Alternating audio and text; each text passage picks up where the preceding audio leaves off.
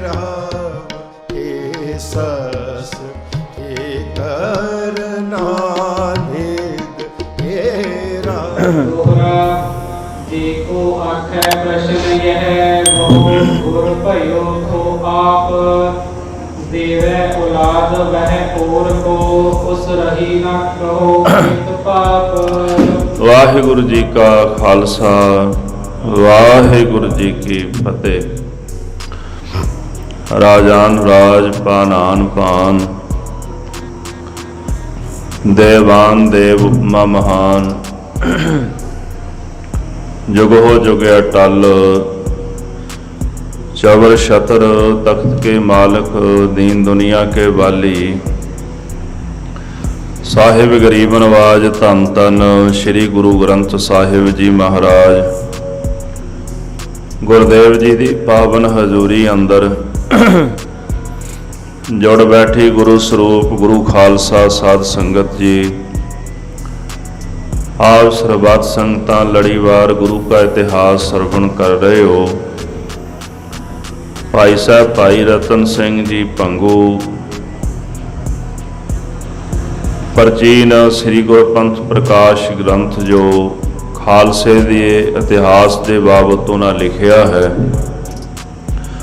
इस दी आपां लड़ीवार कथा विचार श्रवण कर रहे हैं।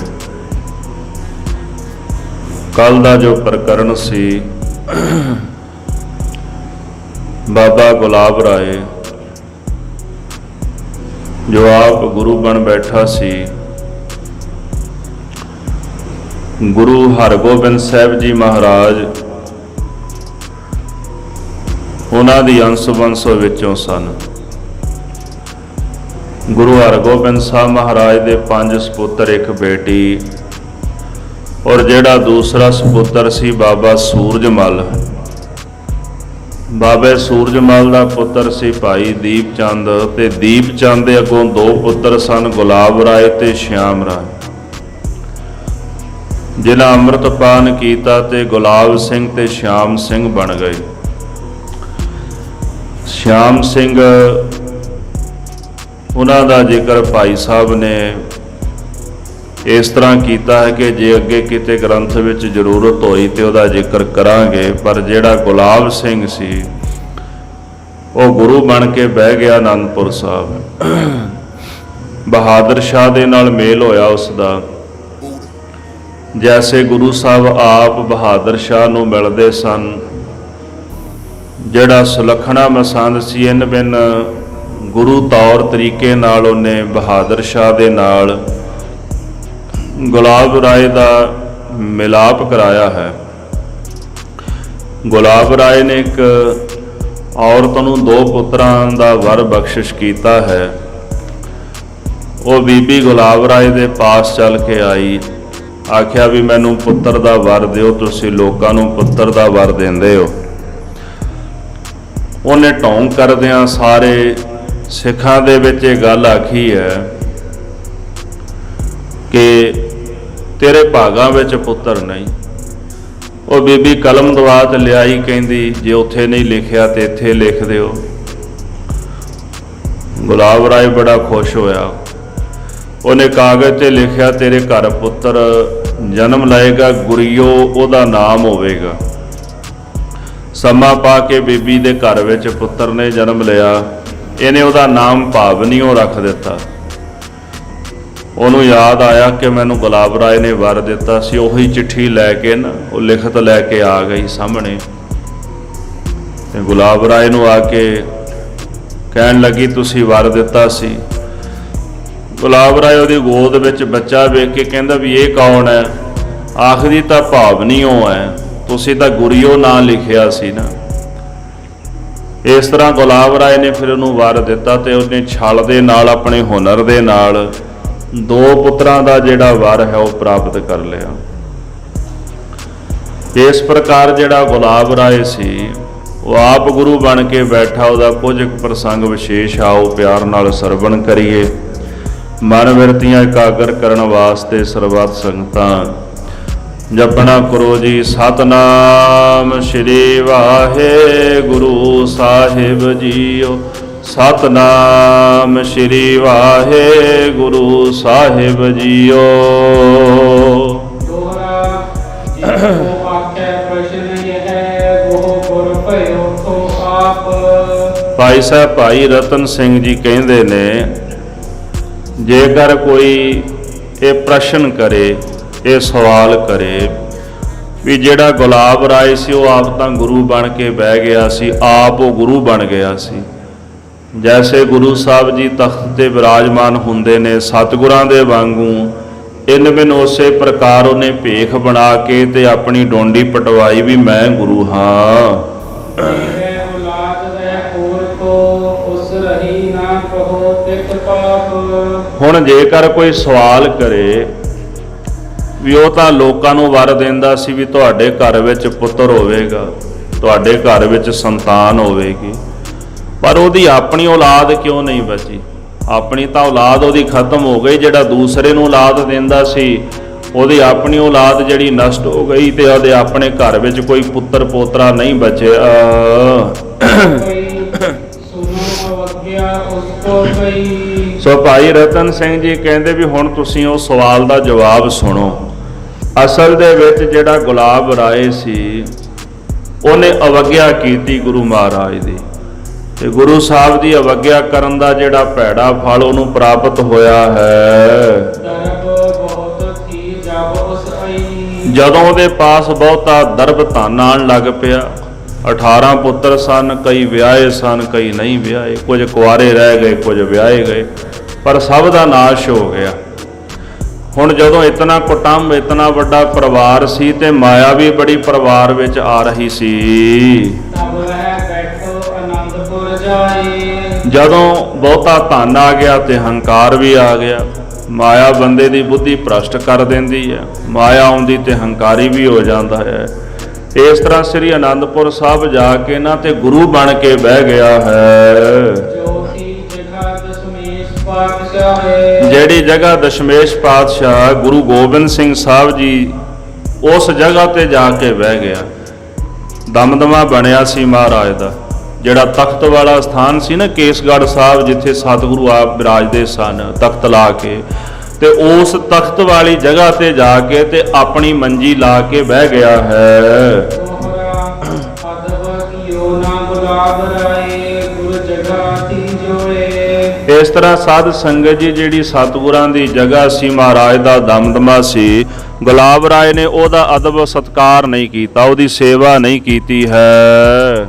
ਗੁਰ ਗੱਦੀ ਕੇ ਉੱਪਰੇ ਬੈਠੋ ਪਾਵ ਟਿਕੋਏ। ਮਹਾਰਾਜ ਸਤਿਗੁਰੂ ਕਲਗੀਧਰ ਦਸ਼ਮੇਸ਼ ਪਿਤਾ ਜੀ ਦੀ ਜਿੱਥੇ ਗੱਦੀ ਸ਼ਸ਼ੋਭਤ ਹੈ, ਉਸ ਗੱਦੀ ਉੱਪਰ ਪੈਰ ਰੱਖ ਕੇ ਬਹਿ ਗਿਆ।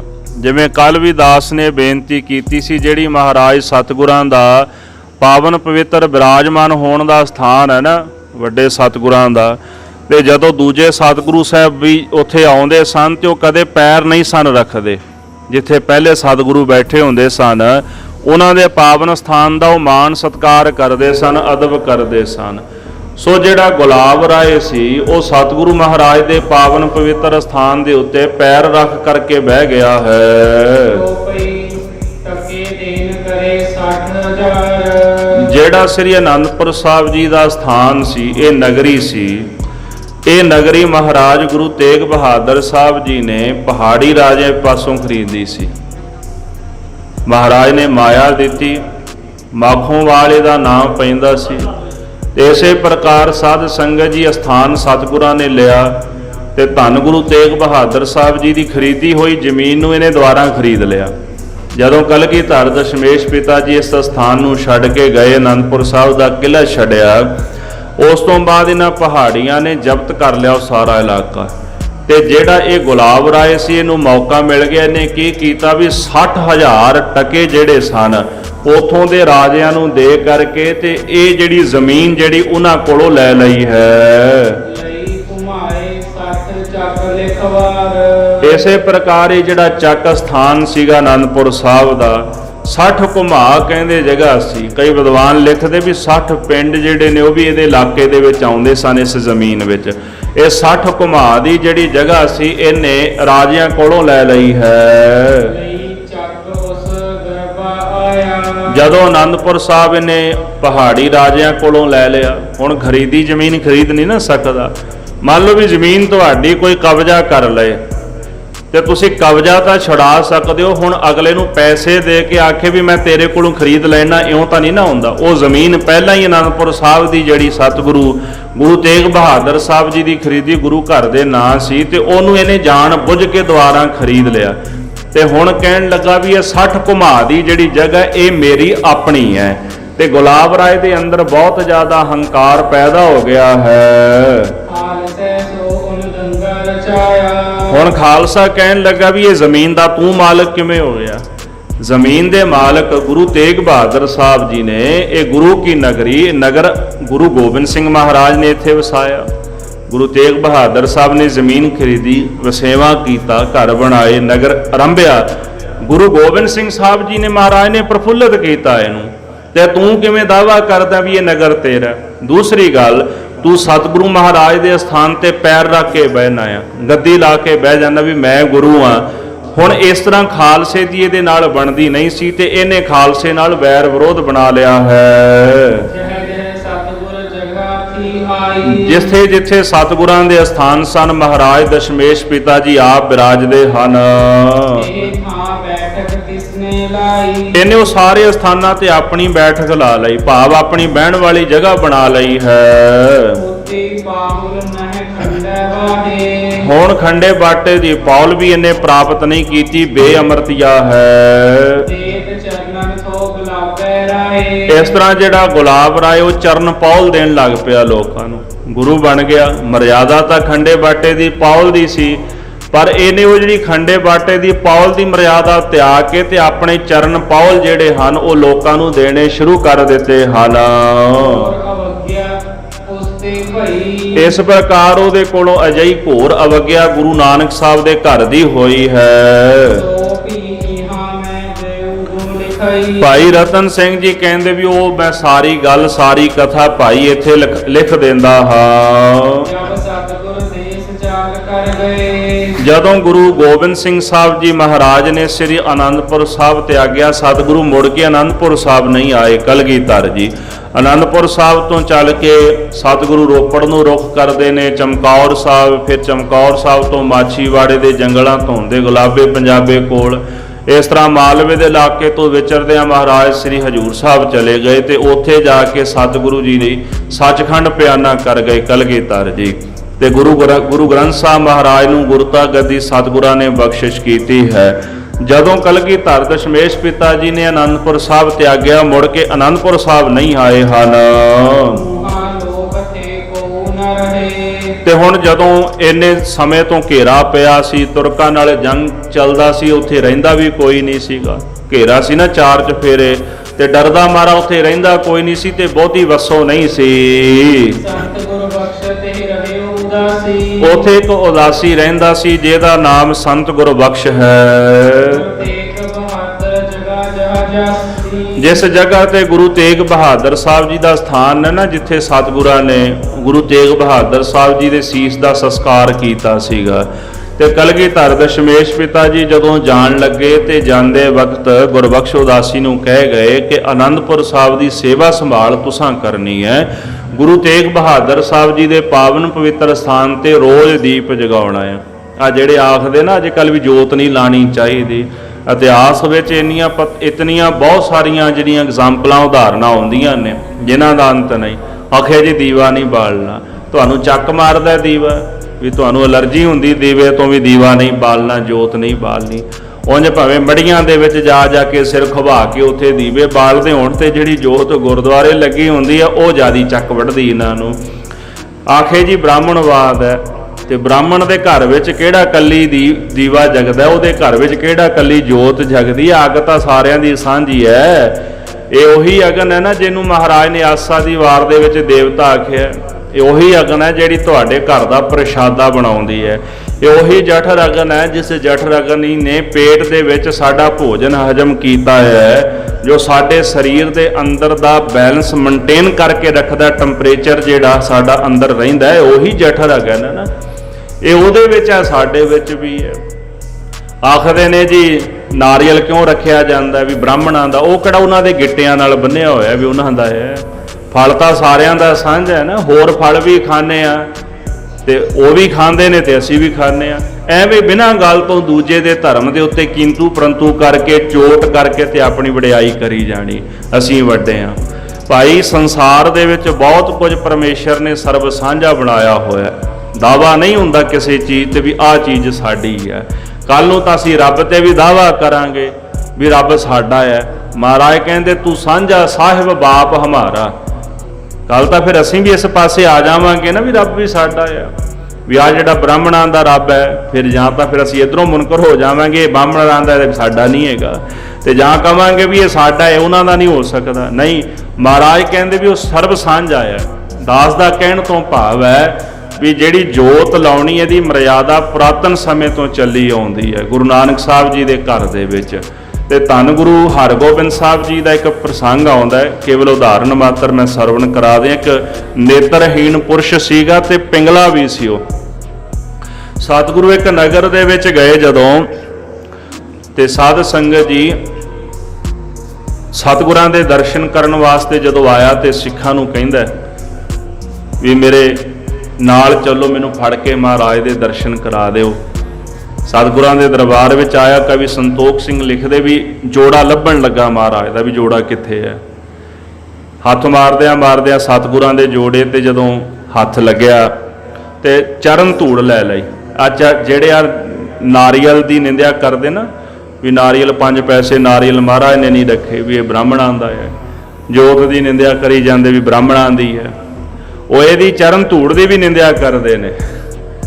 ਹੁਣ ਉਹ ਚਰਨ ਧੂੜ ਜਿਹੜੀ ਸੀ ਉਹਨੇ ਲੈ ਕੇ ਨਾ ਤੇ ਉਂਗਲਾਂ ਨੂੰ ਲਾ ਕੇ ਤੇ ਅੱਖਾਂ ਤੇ ਫੇਰ ਲਈ।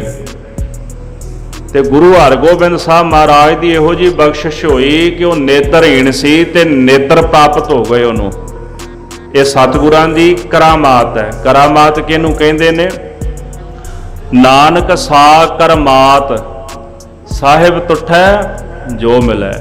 ਕਿਹਨੂੰ ਕਰਾਮਾਤ ਕਹਿੰਦੇ? ਉਹ ਕਰਾਮਾਤ ਹੈ ਜਦੋਂ ਸਾਹਿਬ ਤੁੱਠਦਾ ਤੇ ਸਾਹਿਬ ਦੇ ਤੁੱਠਣ ਨਾਲ ਪ੍ਰਸੰਨ ਹੋਣ ਨਾਲ ਜੋ ਪ੍ਰਾਪਤ ਹੁੰਦਾ ਉਹਨੂੰ ਕਰਾਮਾਤ ਕਹਿੰਦੇ ਨੇ।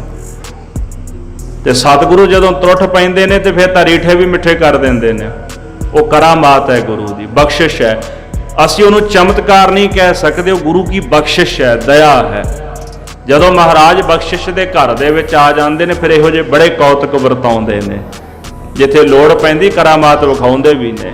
ਖੈਰ, ਜਦੋਂ ਦੇ ਨੇਤਰ ਸਲਾਮਤ ਹੋ ਗਏ ਤੇ ਬੇਨਤੀ ਕਰਨ ਲੱਗਾ, ਸਤਿਗੁਰੂ ਕਿਰਪਾ ਕਰੋ ਵੀ ਹੁਣ ਜਿੱਥੇ ਨੇਤਰ ਦੇ ਦਿੱਤੇ ਵੀ ਹੁਣ ਲੱਤਾਂ ਵੀ ਦੇ ਦਿਓ। ਗੁਰੂ ਸਾਹਿਬ ਨੂੰ ਬਚਨ ਲਾ ਕੇ ਗਏ, ਜਿਸ ਸਥਾਨ ਤੇ ਅਸੀਂ ਬੈਠੇ ਆ ਇਸ ਅਸਥਾਨ ਦੇ ਉੱਤੇ ਤੂੰ ਦੀਪ ਜਗਾਣਾ ਤੇ ਝਾੜੂ ਮਾਰਨਾ ਹੈ, ਤੈਨੂੰ ਲੱਤਾਂ ਪ੍ਰਾਪਤ ਹੋ ਜਾਣਗੀਆਂ। ਇਹ ਬਚਨ ਕਰਕੇ ਗਏ ਗੁਰੂ ਹਰਗੋਬਿੰਦ ਸਾਹਿਬ ਜੀ, ਤੇ ਸਤਿਗੁਰਾਂ ਦੀ ਕਿਰਪਾ ਉਹਦੇ ਤੇ ਹੋਈ ਜੀ। ਇਸ ਕਰਕੇ ਐਵੇਂ ਨਹੀਂ ਮਾੜੀ ਮਾੜੀ ਗੱਲ ਪਿੱਛੇ ਵਿਰੋਧ ਕਰਦੀ ਦਾ ਵੀ ਦੀਵਾ ਨਹੀਂ ਬਾਲਣਾ ਤੇ ਨਾਰੀਅਲ ਨਹੀਂ ਰੱਖਣਾ, ਕੁੰਭ ਨਹੀਂ ਰੱਖਣਾ। ਇਹੋ ਜਿਹੀਆਂ ਜਿਹੜੀਆਂ ਬਿਰਤੀਆਂ ਨੇ ਨਾ ਉਹ ਅਸ਼ਰਦਕ ਬਣਾਉਂਦੀਆਂ, ਸਾਨੂੰ ਸ਼ਰਧਾ ਨਹੀਂ ਪੈਦਾ ਹੁੰਦੀ। ਜਿਹੜੀ ਪੁਰਾਤਨ ਰਵਾਇਤ ਚੱਲੀ ਆਉਂਦੀ ਉਹ ਤੇ ਕਿੰਤੂ ਨਹੀਂ ਆਪਾਂ ਕਰ ਸਕਦੇ। ਗੁਰੂ ਗੋਬਿੰਦ ਸਿੰਘ ਜੀ ਮਹਾਰਾਜ ਸੰਤ ਗੁਰਬਖਸ਼ ਉਦਾਸੀ ਨੂੰ ਕਹਿਣ ਲੱਗੇ ਕਿ ਤੁਸਾਂ ਨੇ ਅੱਜ ਤੋਂ ਬਾਅਦ ਸਾਡੇ ਪਾਵਨ ਸਥਾਨ ਗੁਰੂ ਤੇਗ ਬਹਾਦਰ ਸਾਹਿਬ ਜੀ ਦੇ ਸਥਾਨ ਤੇ ਰੋਜ਼ ਦੀਵਾ ਬਾਲਣਾ ਹੈ, ਝਾੜੂ ਮਾਰਨਾ ਹੈ, ਇੱਥੇ ਦੀ ਸੇਵਾ ਕਰਨੀ ਹੈ। ਇਹ ਸੇਵਾ ਮਹਾਰਾਜ ਸੰਤ ਗੁਰਬਖਸ਼ ਉਦਾਸੀ ਨੂੰ ਦੇ ਕੇ ਤੇ ਉਥੋਂ ਚਲੇ ਗਏ ਹਨ। ਇਸ ਕਰ ਦਾਵਾ ਵਹਿ ਭੀ ਰਾਖੇ। ਬਹੁਤ ਲੰਮਾ ਸਮਾਂ ਉਹ ਸੇਵਾ ਕਰਦਾ ਰਿਹਾ ਉੱਥੇ। ਹੁਣ ਜਿਹੜਾ ਗੁਲਾਬ ਰਾਏ ਸੀ ਉਹ ਇਹ ਦਾਵਾ ਕਰਦਾ ਸੀ ਵੀ ਮੈਂ ਗੁਰੂ ਸਾਹਿਬ ਗੁਰੂ ਹਰਗੋਬਿੰਦ ਸਾਹਿਬ ਦਾ ਪੜਪੋਤਰਾ ਆ, ਵੀ ਮੇਰਾ ਇੱਥੇ ਦਾਵਾ ਆ, ਤੇ ਉਹ ਸਾਡੇ ਵੱਡੇ ਵਡੇਰੇ ਸਨ। ਤੇ ਦੂਸਰੇ ਪਾਸੇ ਜਿਹੜਾ ਸੰਤ ਗੁਰਬਖਸ਼ ਸੀ ਦਾਵਾ ਉਹ ਵੀ ਰੱਖਦਾ ਸੀ। ਉਹ ਕਹਿੰਦਾ ਵੀ ਦਾਵਾ ਮੇਰਾ ਕਿਉਂ?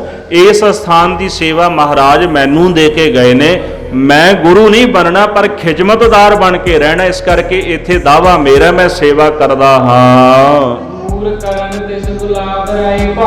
ਗੁਲਾਬ ਰਾਏ ਕਹਿੰਦਾ ਵੀ ਨਹੀਂ, ਤੂੰ ਇੱਥੋਂ ਚਲਾ ਜਾ, ਤੇਰਾ ਇੱਥੇ ਕੋਈ ਵੀ ਹੱਕ ਨਹੀਂ, ਤੂੰ ਇੱਥੇ ਨਹੀਂ ਰਹਿ ਸਕਦਾ। ਵੱਧ ਗਇਓ ਬੋਲਤ ਅਧਿਕ ਕਲੇਸ਼। ਭਾਈ ਰਤਨ ਸਿੰਘ ਜੀ ਕਹਿੰਦੇ ਇਸ ਤਰੀਕੇ ਨਾਲ ਕਲੇਸ਼ ਵੱਧ ਗਿਆ।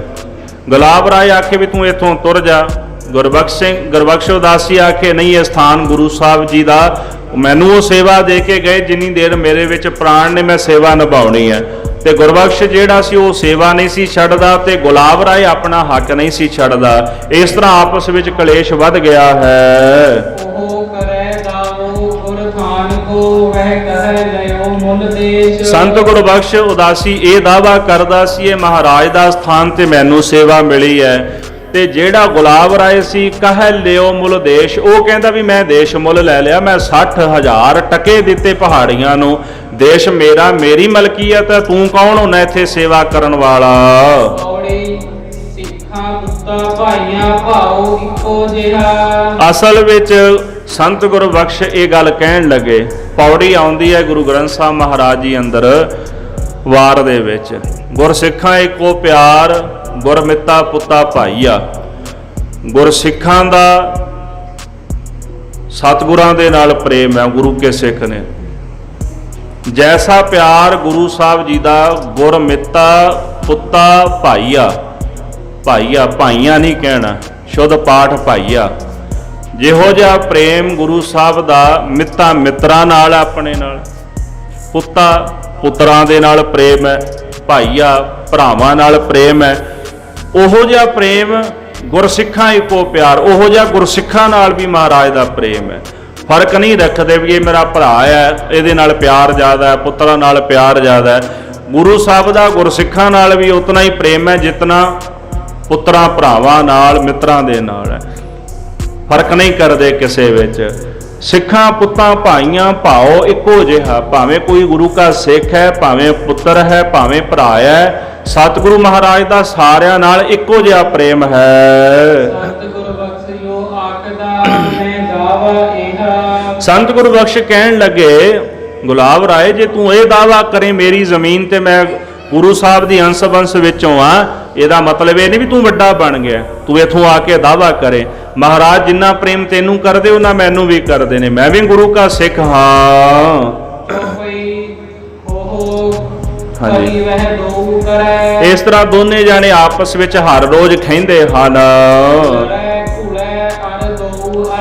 ਲੜਦੇ ਘੁਲਦੇ ਵੀ ਨੇ, ਅੜਦੇ ਨੇ ਇੱਕ ਦੂਜੇ ਨਾਲ, ਬਚਨਾ ਕਰਕੇ ਸ਼ਬਦੀ ਜੰਗ ਵੀ ਕਰਦੇ ਹਨ। ਇੱਕ ਦਿਨ ਮਸਲਾ ਵੱਧ ਗਿਆ। ਜਿਹੜਾ ਸੰਤ ਗੁਰਬਖਸ਼ ਸੀ ਉਹਨੇ ਗੁਲਾਬ ਰਾਏ ਨੂੰ ਪਕੜ ਕੇ ਹੇਠਾਂ ਲੈ ਲਿਆ, ਗੋਡਿਆਂ ਹੇਠਾਂ। ਤੇ ਜਿਹੜਾ ਗੁਲਾਬ ਰਾਏ ਸੀ ਉਹਨੇ ਵੇਖਿਆ ਵੀ ਹੁਣ ਇੱਥੇ ਡਾਂਗਾਂ ਪੈਣ ਲੱਗੀਆਂ, ਉਹਨੇ ਉਸੇ ਵਕਤ ਆਪਣੇ ਪੁੱਤਰਾਂ ਨੂੰ ਬੁਲਾ ਲਿਆ ਹੈ।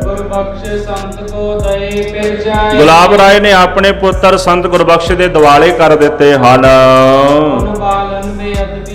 ਹੁਣ ਉਹ ਜ਼ਿਆਦੇ ਸਨ, ਸੰਤ ਗੁਰਬਖਸ਼ ਇਕੱਲਾ ਸੀ, ਉਹਨਾਂ ਨੇ ਸੰਤ ਗੁਰਬਖਸ਼ ਨੂੰ ਮਾਰਿਆ ਕੁੱਟਿਆ, ਉਹਦੀ ਬੇਅਦਬੀ ਕੀਤੀ ਹੈ। ਸੀਸ ਉੱਪਰ ਜਟਾਵਾਂ ਸਨ, ਉਹਨਾਂ ਨੇ ਜਟਾਵਾਂ ਪੜ ਦਿੱਤੀਆਂ, ਕੇਸਾਂ ਦੀ ਬੇਅਦਬੀ ਕੀਤੀ, ਹੋਰ ਮਾਰ ਕੁੱਟ ਕੀਤੀ ਹੈ। ਬੰਦਗੀ ਵਾਲੀ ਰੂਹ ਸੀ, ਉਹਨੇ ਵੀ ਫਿਰ ਬਚਨ ਕਰ ਦਿੱਤਾ, ਸ਼ਰਾਪ ਦਿੱਤਾ ਹੈ। ਆਖਿਆ ਵੀ ਤੇਰੇ ਬਾਪ ਦੀ ਔਲਾਦ ਨਾ ਰਹੇ। ਗੁਲਾਬ ਰਾਏ ਦੇ ਜਿਹੜੇ ਪੁੱਤਰ ਸਨ ਉਹਨਾਂ ਨੂੰ ਕਹਿ ਦਿੱਤਾ ਵੀ ਤੁਹਾਡੇ ਬਾਪ ਦੀ ਔਲਾਦ ਨਾ ਰਹੇ। ਸ਼ਰਾਪ ਤਾਂ ਉਹਨਾਂ ਨੂੰ ਦੇ ਦਿੱਤਾ ਨਾ, ਇਹ ਨਹੀਂ ਆਖਿਆ ਵੀ ਤੁਸੀਂ ਨਾ ਰਹੋ, ਨਹੀਂ ਤੁਹਾਡੇ ਬਾਪ ਦੀ ਔਲਾਦ ਹੀ ਖਤਮ ਹੋ ਜਾਵੇ। ਅੱਗੋਂ ਫਿਰ ਗੁਲਾਬ ਰਾਏ ਨੇ ਵੀ ਇਸ ਬਚਨ ਕਰ ਦਿੱਤਾ ਹੈ। ਆਖਣ ਲੱਗਾ ਸੰਤ ਗੁਰਬਖਸ਼ ਫਿਰ ਤੇਰੀ ਔਲਾਦ ਵੀ ਨਹੀਂ ਰਹੇਗੀ, ਜੇ ਮੇਰੀ ਨਹੀਂ ਰਹਿੰਦੀ ਤੇ ਫਿਰ ਤੇਰੀ ਵੀ ਨਹੀਂ ਰਹਿਣੀ। ਇਹ ਬਚਨ ਸੁਣ ਕੇ ਨਾ ਤੇ ਫਿਰ ਅੱਗੋਂ ਸੰਤ ਗੁਰਬਖਸ਼ ਨੇ ਕਹਿ ਦਿੱਤਾ ਵੀ ਤੇਰੀ ਔਲਾਦ ਤਾਂ ਨਹੀਂ ਰਹਿੰਦੀ, ਮੇਰਾ ਕੀ, ਮੈਂ ਤਾਂ ਉਦਾਸੀ ਸਾਧੂ ਆ, ਮੇਰਾ ਫਿਰ ਕੋਈ ਬਹਿਰਾ ਵਾਂਝਾ ਇੱਥੇ ਆ ਜਾਏਗਾ, ਭਾਵ ਕੋਈ ਅੱਗੋਂ ਕੋਈ ਬਹਿਰਾ ਹੋਵੇਗਾ ਉਹ ਆ ਕੇ ਫਿਰ ਇੱਥੇ ਬਹਿ ਜਾਏਗਾ। ਮੈਂ ਤਾਂ ਸੰਤ ਬੰਦਾ ਆ, ਫੱਕਰ ਬੰਦਾ, ਮੇਰੇ ਤਾਂ ਧੂਣੇ ਤੇ ਕਿਸੇ ਨਾ ਕਿਸੇ ਨੇ ਆ ਕੇ ਬਹਿ ਜਾਣਾ, ਫਿਰ ਤੇਰੀ ਔਲਾਦ ਕੋਈ ਨਹੀਂ ਬਚਣੀ। ਕੋਈ ਮੇਰਾ ਬਹਿਰਾ ਬਾਜਾ ਸਿੱਖ ਆਏਗਾ ਤੇ ਆ ਕੇ ਮੇਰਾ ਧੂਣਾ ਫੋੜ ਲਵੇਗਾ। ਪਰ ਗੁਲਾਬ ਰਾਏ ਤੂੰ ਯਾਦ ਰੱਖੀ, ਤੇਰੀ ਬੁਨਿਆਦ ਤੇਰੀ ਜੜ ਨਹੀਂ ਬਚਣੀ, ਸਭ ਖਤਮ ਹੋ ਜਾਵੇਗਾ। ਇਸ ਤਰ੍ਹਾਂ ਜਿਹੜਾ ਸੰਤ ਗੁਰਬਖਸ਼ ਸੀ ਉਹਨੇ ਕ੍ਰੋਧ ਦੇ ਵਿੱਚ ਆ ਕੇ ਉਹਨੂੰ ਸ਼ਰਾਪ ਦੇ ਦਿੱਤਾ ਹੈ। ਮਹੀ ਔਲਾਦ ਦੋਇਨ ਕੀ ਨਾਹੀ। ਭਾਈ ਰਤਨ ਸਿੰਘ ਜੀ ਕਹਿੰਦੇ ਵੀ ਇਸ ਤਰ੍ਹਾਂ ਦੋਹਾਂ ਦੀ ਔਲਾਦ ਕੋਈ ਨਹੀਂ ਸੀ। ਸੰਤ ਗੁਰਬਖਸ਼ ਉਹਨਾਂ ਦੀ ਵੀ ਔਲਾਦ ਕੋਈ ਨਹੀਂ ਸੀ ਤੇ ਗੁਲਾਬ ਰਾਏ ਦੀ ਜਿਹੜੀ ਔਲਾਦ ਉਹ ਸਾਰੀ ਮਰ ਗਈ ਹੈ। ਬਚਨ ਤਗ ਵਗ ਗਈ ਤੂੰ ਮਾਹੇ। ਇਸ ਪ੍ਰਕਾਰ ਕਹਿੰਦੇ ਬੋਲਾਂ ਦੀ ਤਲਵਾਰ ਜਿਹੜੀ ਸੀ, ਬੋਲਾਂ ਦੀ ਤੇਗ ਦੋਹਾਂ ਦੇ ਵਿੱਚ ਚੱਲ ਪਈ ਤੇ ਦੋਨੇ ਹੀ ਨਾਸ਼ ਹੋ ਗਏ ਹਨ।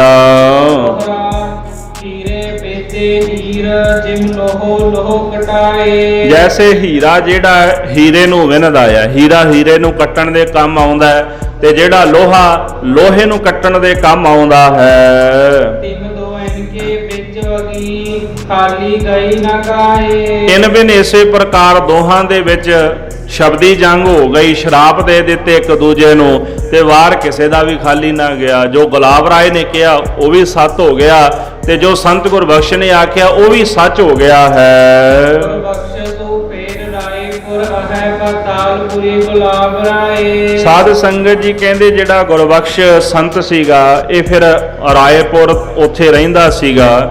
ਇਸੇ ਪ੍ਰਕਾਰ ਪਤਾਲਪੁਰੀ ਗੁਲਾਬ ਰਾਏ ਤੇ ਜਿਹੜਾ ਗੁਲਾਬ ਰਾਏ ਸੀ ਉਹ ਪਤਾਲਪੁਰੀ ਰਹਿਣ ਵਾਲਾ ਸੀ, ਭਾਵ ਕੀਰਤਪੁਰ ਸਾਹਿਬ ਦਾ ਰਹਿਣ ਵਾਲਾ ਸੀ। ਰਤਨ ਸਿੰਘ ਨੇ ਜਿਮ ਸੁਣੀ ਤੈਸੋ ਦਈ ਲਿਖਾਏ। ਸੋ ਇਸੇ ਪ੍ਰਕਾਰ ਭਾਈ ਰਤਨ ਸਿੰਘ ਜੀ ਕਹਿੰਦੇ ਜਿਸ ਤਰ੍ਹਾਂ ਮੈਂ ਭਾਈ ਕਥਾ ਸੁਣੀ ਹੈ ਉਹ ਕਥਾ ਇਨ ਬਿਨ ਉਸੇ ਪ੍ਰਕਾਰ ਮੈਂ ਤੁਹਾਨੂੰ ਸਰਵਣ ਕਰਾ ਦਿੱਤੀ ਹੈ। ਗੁਲਾਬ ਰਾਏ ਕਰੀਬਨ 2 ਸਾਲ ਉੱਥੇ ਗੁਰੂ ਬਣ ਕੇ ਬੈਠਾ ਰਿਹਾ ਤੇ 2 ਸਾਲ ਬਾਅਦ ਉਹਦੀ ਮੌਤ ਹੋ ਗਈ। ਪਰਿਵਾਰ ਵੀ ਖਤਮ ਹੋ ਗਿਆ, ਵੀ ਕੋਈ ਦਾਵਾ ਕਰਨ ਵਾਲਾ ਹੀ ਨਹੀਂ ਬਚਿਆ ਮੁੜ ਕੇ। ਜੇ ਕੋਈ ਬਚ ਜਾਂਦਾ ਤੇ ਮੁੜ ਕੇ ਉਹ ਦਾਵਾ ਕਰਦਾ, ਪਰ ਦਾਵਾ ਕਰਨ ਵਾਲਾ ਕੋਈ ਰਿਹਾ ਨਹੀਂ। ਤੇ ਇਧਰ ਜਿਹੜਾ ਸੰਤ ਗੁਰਬਖਸ਼ ਸੀ ਉਥੇ ਇਹ ਜ਼ਰੂਰ ਕਿਹਾ ਜਾਂਦਾ ਵੀ ਉਹਦੇ ਧੂਣੇ ਤੇ ਕੋਈ ਬਾਅਦ ਵਿੱਚ ਆ ਕੇ ਬਹਿ ਗਿਆ ਸੀ। ਅੱਗੋਂ ਉਹਦੀ ਜਿਹੜੀ ਰੀਤ ਸੀ ਇਸੇ ਪ੍ਰਕਾਰ ਚੱਲਦੀ ਰਹੀ। ਸੋ ਭਾਈ ਰਤਨ ਸਿੰਘ ਕਹਿੰਦੇ ਜਿਸ ਤਰ੍ਹਾਂ ਮੈਂ ਕਥਾ ਸੁਣੀ ਖੋਜੀ ਹੈ ਮੈਂ ਤੁਹਾਨੂੰ ਸੁਣਾ ਦਿੱਤੀ ਹੈ। ਏਕ ਸਮੇਂ ਸ੍ਰੀ ਸਤਿਗੁਰ ਦਏ ਖੁਸ਼ੀਆਂ ਪੁਰ ਹੈ ਆਨੰਦ। ਭਾਈ ਰਤਨ ਸਿੰਘ ਜੀ 10ਵੇਂ ਪਾਤਸ਼ਾਹ ਜੀ ਦਾ ਥੋੜਾ ਜਿਹਾ ਪ੍ਰਸੰਗ ਇੱਥੇ ਲਿਖ ਰਹੇ ਨੇ। ਇੱਕ ਸਮੇਂ ਧੰਨ ਗੁਰੂ ਗੋਬਿੰਦ ਸਿੰਘ ਸਾਹਿਬ ਜੀ ਮਹਾਰਾਜ ਸ੍ਰੀ ਅਨੰਦਪੁਰ ਸਾਹਿਬ ਦੀ ਧਰਤੀ ਤੇ ਬਿਰਾਜੇ ਤੇ ਸਾਰੀਆਂ ਸੰਗਤਾਂ ਨੂੰ ਖੁਸ਼ੀਆਂ ਵੰਡ ਰਹੇ ਹਨ। ਉੱਪਰ ਬਿਰਾਜੈ ਦਮਦਮੇ ਜੈਸੇ ਸਸ ਰਵ ਚੰਦ। ਸਤਿਗੁਰ ਜੀ ਦਮਦਮੇ ਬਿਰਾਜੇ ਸਨ ਸ੍ਰੀ ਕੇਸਗੜ੍ਹ ਸਾਹਿਬ ਦੀ ਪਾਵਨ ਧਰਤੀ ਤੇ ਆਪਣੇ ਤਖਤ ਤੇ ਬਿਰਾਜੇ ਹੋਏ ਨੇ। ਤੇ ਜੈਸੇ ਆਕਾਸ਼ ਦੇ ਵਿੱਚ ਸਸ ਰਵ ਚੰਦ, ਜਿਵੇਂ ਚੰਦਰਮਾ ਸੂਰਜ ਉੱਥੇ ਸ਼ੋਭਦਾ ਹੈ ਨਾ ਆਕਾਸ਼ ਵਿੱਚ, ਇਨ ਬਿਨ ਇਸੇ ਪ੍ਰਕਾਰ ਮਹਾਰਾਜ ਕਲਗੀਧਰ ਜੀ ਸ਼ੋਭਤ ਹਨ, ਸ਼ੋਭਦੇ ਹਨ। ਇੱਕ ਸਿੱਖ ਨੇ ਉੱਠ ਹੱਥ ਜੋੜੇ। ਇੱਕ ਸਿੱਖ ਨੇ ਸਤਿਗੁਰੂ ਕਲਗੀਧਰ ਜੀ ਦੇ ਦਰਬਾਰ ਵਿੱਚ ਖਲੋ ਕੇ ਹੱਥ ਜੋੜੇ ਹਨ। ਮੈਂ ਮੋਹਿ ਘਰ ਪੱਕਣ ਕੀ ਲੋਰੇ। ਅਰਦਾਸ ਕਰਨ ਲੱਗਾ, ਹੇ ਸਤਿਗੁਰੂ ਮੇਰਾ ਘਰ ਹੈ ਪਰ ਮੇਰਾ ਘਰ ਕੱਚਾ ਹੈ, ਮੈਨੂੰ ਪੱਕਾ ਘਰ ਚਾਹੀਦਾ ਹੈ। ਕੱਚਾ ਘਰ ਹੋਣ ਕਰਕੇ ਗੁਜ਼ਾਰਾ ਕਰਨਾ ਬੜਾ ਔਖਾ ਹੈ। ਉਸ ਪਲਰਨ ਮੱਧ ਹਮ ਹਾਰ ਹੈ। ਜਿਹੜਾ ਘਾਹ ਫੂਸ ਪਰਾਲੀ ਆਦਿਕ ਹੈ ਨਾ ਇਹਦਾ ਘਰ ਬਣਾਇਆ ਹੋਇਆ ਕੱਚਾ ਜਾਂ ਛੰਨ ਜੀ ਬਣੀ ਹੋਈ ਹੈ ਤੇ ਉਹਦੇ ਵਿੱਚ ਰਹਿ ਕੇ ਅਸੀਂ ਸਮਾਂ ਆਪਣਾ ਬਤੀਤ ਕਰਦੇ ਹਾਂ। ਉਹ ਹਮਰੀ ਘਰ ਪੱਕੇ ਚਹਿਤ। ਤੇ ਮੇਰੇ ਪੁੱਤਰ ਦਾ ਵਿਆਹ ਹੋਇਆ, ਘਰ ਵਿੱਚ ਨੂੰਹ ਆਈ ਹੈ, ਉਹ ਆਖੇ ਜੀ ਵੀ ਮੈਨੂੰ ਪੱਕਾ ਘਰ ਚਾਹੀਦਾ, ਮੈਂ ਪੱਕੇ ਘਰ ਦੇ ਵਿੱਚ ਰਹਿਣਾ, ਮੈਨੂੰ ਬਣਾ ਕੇ ਦਿਓ। ਮਹਾਰਾਜ ਹੁਣ ਸਾਡੀ ਇੰਨੀ ਤਾਂ ਹੈਸੀਅਤ ਹੈ ਨਹੀਂ ਵੀ ਅਸੀਂ ਪੱਕਾ ਘਰ ਬਣਾ ਸਕੀਏ। ਸਤਿਗੁਰੂ ਕਲਗੀਧਰ ਦਸ਼ਮੇਸ਼ ਪਿਤਾ ਜੀ ਹੱਸ ਕੇ ਫਰਮਾਨ ਕਰਨ ਲੱਗੇ ਹਨ। ਸਤਿਗੁਰੂ ਕਹਿੰਦੇ ਸਿੰਘਾ ਫਿਰ ਇਸ ਤਰ੍ਹਾਂ ਕਰ ਘਰ ਜਾ, ਆ ਜਿਹੜੀ ਛੰਨ ਬਣਾਈ ਹੈ ਨਾ ਪਰਾਲੀ ਦੀ ਘਾਹ ਫੂਸ ਦੀ, ਜਾ ਕੇ ਅੱਗ ਲਾ ਦੇ, ਇਹਨੂੰ ਸਾੜ ਦੇ।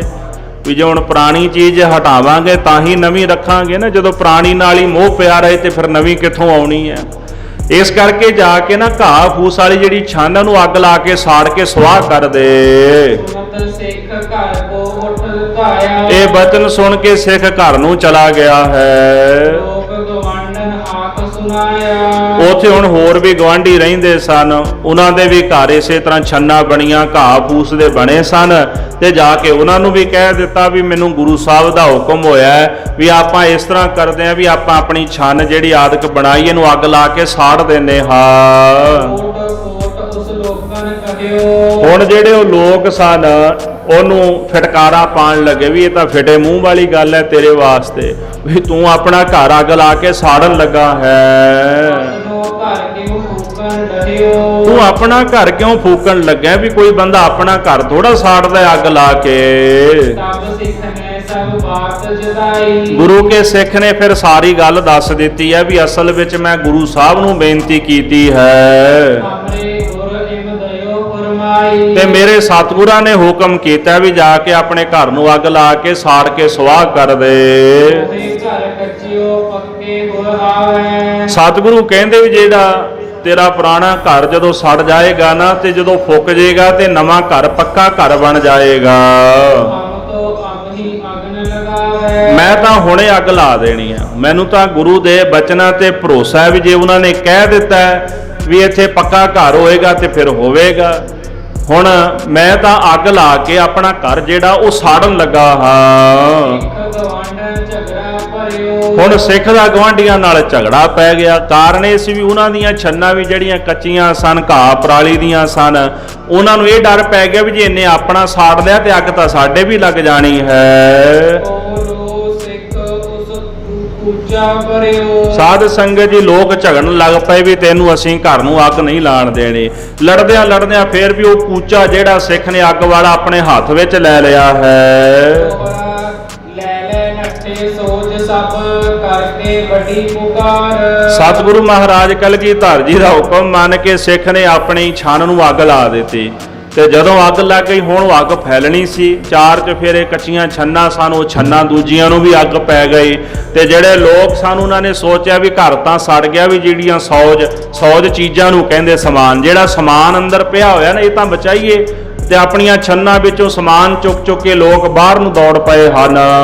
ਕਿਛ ਨਿਕਲੀ ਕਿਛ ਮਤ ਰਹੀ ਭਈ ਕਰਨ ਕੀ ਉਚਾਰ। ਇਸੇ ਪ੍ਰਕਾਰ ਉੱਚੀ ਉੱਚੀ ਪੁਕਾਰਾਂ ਕਰਨ ਲੱਗੇ, ਰੌਲਾ ਵੀ ਪਾਣ ਲੱਗੇ, ਤੂੰ ਸਾਡੇ ਘਰ ਸਾੜ ਦਿੱਤੇ, ਅੱਗ ਲਾ ਕੇ ਸਾਰਾ ਕੁਝ ਫੂਕ ਦਿੱਤਾ। ਭਾਈ ਰਤਨ ਸਿੰਘ ਜੀ ਕਹਿੰਦੇ ਕੁਝ ਚੀਜ਼ਾਂ ਨਿਕਲ ਆਈਆਂ ਤੇ ਕੁਝ ਵਿੱਚੇ ਰਹਿ ਗਈਆਂ, ਉਹ ਵੀ ਛੰਨਾਂ ਨਾਲ ਸੜ ਕੇ ਸਵਾਹ ਹੋ ਗਈਆਂ ਹਨ। ਘਰ ਕੋ ਭੂਖ ਸਿੱਖ ਗੁਰ ਪਹਿਤਾਇਓ। ਇਧਰ ਆਪਣੇ ਘਰ ਨੂੰ ਅੱਗ ਲਾ ਕੇ ਫੂਕ ਕੇ ਸਵਾਹ ਕਰ ਦਿੱਤਾ ਸਿੱਖ ਨੇ ਤੇ ਫਿਰ ਸਤਿਗੁਰੂ ਕਲਗੀਧਰ ਦਸ਼ਮੇਸ਼ ਪਿਤਾ ਜੀ ਦੇ ਚਰਨਾਂ ਵਿੱਚ ਚੱਲ ਕੇ ਆਇਆ ਹੈ। ਗਿਰਿਓ ਰਹਾ ਕਿਛ ਦਰਬ ਉਨ ਪਾਇਓ। ਹੁਣ ਜਦੋਂ ਜਾਂਦਾ ਸੀ ਰਾਹ ਵਿੱਚ ਦਰਬ ਧਨ ਪਿਆ ਹੋਇਆ ਸੀ, ਮਾਇਆ ਪਈ ਹੋਈ ਸੀ ਤੇ ਉਹ ਮਾਇਆ ਉਹਨੂੰ ਪ੍ਰਾਪਤ ਹੋਈ ਲੱਭ ਪਈ ਹੈ। ਦੇਖ ਭਾਲ ਉਨ ਸੋ ਉਠਾਇਓ। ਉਹਨੇ ਸੋਚਿਆ ਵੀ ਕਿਸੇ ਦੀ ਮਾਇਆ ਡਿੱਗ ਗਈ ਹੈ। ਦੇਖਣ ਲੱਗਾ ਚਾਰ ਚਫੇਰੇ ਵੀ ਇਹਦਾ ਕੋਈ ਮਾਲਕ ਹੋਵੇ ਤੇ ਉਹਨੂੰ ਮੈਂ ਲਟਾ ਦਿਆਂ, ਵਾਪਸ ਕਰ ਦਿਆਂ। ਉਹਨੇ ਚੰਗੀ ਤਰ੍ਹਾਂ ਜਦੋਂ ਦੇਖਿਆ ਭਾਲਿਆ ਉੱਥੇ ਕੋਈ ਨਾ, ਜਦੋਂ ਪ੍ਰਾਪਤ ਹੋਇਆ ਤੇ ਉਹ ਮਾਇਆ ਉਹਨੇ ਚੁੱਕ ਲਈ ਹੈ। ਆਕੋ ਮਾਲਕ ਕੋ ਨ ਆਇਓ। ਚੁੱਕੀ ਉਦੋਂ ਹੈ ਜਦੋਂ ਉਹਦਾ ਮਾਲਕ ਨਹੀਂ ਆਇਆ। ਕਾਫੀ ਦੇਰ ਵੇਖਦਾ ਰਿਹਾ, ਉਡੀਕ ਕਰਦਾ ਰਿਹਾ ਵੀ ਕੋਈ ਆਵੇ ਜਿਹਦੀ ਹੋਵੇ ਉਹਨੂੰ ਵਾਪਸ ਕਰ ਦਿਆਂ। ਸੋ ਲੈ ਸਿੱਖ ਸਤਿਗੁਰ ਪੈ ਗਇਓ। ਅਖੀਰ ਉਹ ਮਾਇਆ ਲੈ ਕੇ ਸਿੱਖ ਮਹਾਰਾਜ ਕਲਗੀਧਰ ਜੀ ਦੇ ਚਰਨਾਂ ਵਿੱਚ ਆਨੰਦਪੁਰ ਸਾਹਿਬ ਆਇਆ ਹੈ। ਆਗੇ ਧਰ ਸਿੱਖ ਖਾਟਾ ਪਇਓ। ਮਾਇਆ ਲੈ ਕੇ ਸਤਿਗੁਰਾਂ ਦੇ ਮੂਹਰੇ ਰੱਖ ਦਿੱਤੀ ਤੇ ਹੱਥ ਜੋੜ ਕੇ ਖਲੋ ਗਿਆ। ਸਭ ਸਤਿਗੁਰ ਤਿਸ ਕਹਿਓ ਉਚਾਰ। ਇੱਥੇ ਤਾਂ ਲੋਕ ਗੋਲਕਾਂ ਖਾ ਕੇ ਢਕਾਰ ਵੀ ਨਹੀਂ ਮਾਰਦੇ ਤੇ ਉਹ ਵੀ ਸਿੱਖ ਸਨ ਜਿਨ੍ਹਾਂ ਦਾ ਈਮਾਨ ਸਾਬਤ ਸੀਗਾ। ਮਹਾਰਾਜ ਕਲਗੀਧਰ ਜੀ ਦੇ ਪਾਸ ਲਿਆ ਕੇ ਕਿਸੇ ਦੀ ਮਾਇਆ ਜਿਹੜੀ ਹੈ ਉਹ ਰੱਖ ਦਿੱਤੀ ਵੀ ਮਹਾਰਾਜ ਰਾਹ ਵਿੱਚ ਕਿਸੇ ਦੀ ਮਾਇਆ ਪਈ ਸੀ। ਸਤਿਗੁਰੂ ਕਲਗੀਧਰ ਦਸ਼ਮੇਸ਼ ਪਿਤਾ ਜੀ ਨੇ ਸਿੱਖ ਨੂੰ ਵੇਖਿਆ ਤੇ ਬਚਨ ਕੀਤਾ ਹੈ। ਜਾਏ ਸੁਦਾਮੇ ਜਯੋ ਧਾਮ ਸਵਾਰ। ਸਤਿਗੁਰੂ ਕਹਿੰਦੇ ਵੀ ਸਿੱਖਾ ਹੁਣ ਇਦਾਂ ਕਰ, ਜਾ ਕੇ ਫਿਰ ਆਪਣਾ ਜਿਹੜਾ ਘਰ ਹੈ ਨਾ ਹੁਣ ਸਵਾਰ ਲੈ, ਇਹ ਤੇਰੇ ਵਾਸਤੇ ਹੀ ਹੈ। ਕਿਦਾਂ? ਜਿਵੇਂ ਸੁਦਾਮੇ ਦਾ ਘਰ ਸਵਾਰਿਆ ਸੀ। ਬਿਪ ਸੁਦਾਮਾ ਦਾਲ ਦੀ ਬਾਲ ਸਿਖਾਈ ਮਿੱਤਰ ਸਿਖਾਏ। ਭਾਈ ਗੁਰਦਾਸ ਜੀ ਲਿਖਦੇ ਨੇ ਗਰੀਬ ਸੀ ਨਾ, ਬੜਾ ਦਲਿੱਦਰ ਸੀ, ਬੜੀ ਗਰੀਬੀ ਸੀ ਘਰ ਦੇ ਵਿੱਚ। ਘਰ ਵਾਲੀ ਕਹਿਣ ਲੱਗੇ ਵੀ ਦਵਾਰਕਾਪੁਰੀ ਦਾ ਮਾਲਕ ਹੈ ਤੇਰਾ ਮਿੱਤਰ ਕ੍ਰਿਸ਼ਨ, ਜਾ ਕੇ ਉੱਥੇ ਕੁਛ ਲੈ ਆ ਉਹਦੇ ਕੋਲੋਂ। ਤੁੰਦਲ ਲੈ ਲਏ, ਚਾਵਲ ਲੈ ਕੇ ਚੱਲ ਪਿਆ। ਰਾਹ ਵਿੱਚ ਚੱਲਦਾ ਗਟੀਆਂ ਵੀ ਗਿਣਦਾ ਵੀ ਮੈਂ ਗਰੀਬ ਜਿਹਾ ਤੇ ਉਹ ਰਾਜਾ ਹੈ ਤੇ ਮੇਰਾ ਉਹਦਾ ਮੇਲ, ਉਹਨੇ ਤਾਂ ਮੈਨੂੰ ਪਛਾਣਨਾ ਵੀ ਕੋਈ ਨਹੀਂ। ਚੱਲਦਾ ਗਣਦਾ ਗਿੱਟੀਆਂ, ਤੁਰਦੇ ਆ ਨਾਲੇ ਹੁਣ ਗਟੀਆਂ ਵੀ ਹਿਰਦੇ ਵਿੱਚ ਗਿਣਦਾ, ਵਿਚਾਰ ਵੀ ਕਰੀ ਜਾਂਦਾ ਹੈ। ਸਿੰਘ ਦੁਆਰੇ ਖਲੋਤਾ ਜਾਏ, ਭਾਈ ਗੁਰਦਾਸ ਜੀ ਕਹਿੰਦੇ ਜਿਹੜਾ ਮੁੱਖ ਦਰਵਾਜ਼ਾ ਸੀ ਉੱਥੇ ਜਾ ਕੇ ਖਲੋ ਗਿਆ। ਐਲਕਾਰਾਂ ਨੂੰ ਆਖਿਆ ਵੀ ਜਾ ਕੇ ਕਹਿ ਦਿਓ ਵੀ ਤੁਹਾਡਾ ਮਿੱਤਰ ਆਇਆ ਸੁਦਾਮਾ। ਜਦੋਂ ਅੰਦਰ ਸੁਨੇਹਾ ਲੱਗਾ ਨਾ ਤੇ ਸਾਧ ਸੰਗਤ ਜੀ ਜਦੋਂ ਸੁਨੇਹਾ ਸੁਣਿਆ ਕ੍ਰਿਸ਼ਨ ਜੀ ਨੇ ਤੇ ਦੌੜੇ ਆਏ। ਛੱਡ ਸਿੰਘਾਸਣ ਹਰ ਜੀ ਆਏ, ਆਪਣਾ ਸਿੰਘਾਸਨ ਛੱਡ ਕੇ ਤੇ ਨੰਗੇ ਪੈਰੀਂ ਦੌੜ ਕੇ ਆਏ ਤੇ ਸੁਦਾਮੇ ਨੂੰ ਲਿਆ ਕੇ ਘੁੱਟ ਕੇ ਗਲਵੱਕੜੀ ਪਾਈ ਤੇ ਆਪਣੇ ਤਖਤ ਤੇ ਬਿਠਾ ਕੇ ਪੈਰ ਧੋਤੇ, ਚਰਨਾਮ੍ਰਿਤ ਮੁਖ ਦੇ ਵਿੱਚ ਪਾਇਆ ਭਗਵਾਨ ਕ੍ਰਿਸ਼ਨ ਨੇ ਤੇ ਆਖਿਆ ਵੀ ਕੀ ਲੈ ਕੇ ਆਇਆ? ਕਹਿੰਦੇ ਜੀ ਕੁਝ ਨਹੀਂ। ਨਹੀਂ ਕਹਿੰਦੇ ਜੋ ਲੈ ਕੇ ਆਇਆ ਉਹ ਦੇ।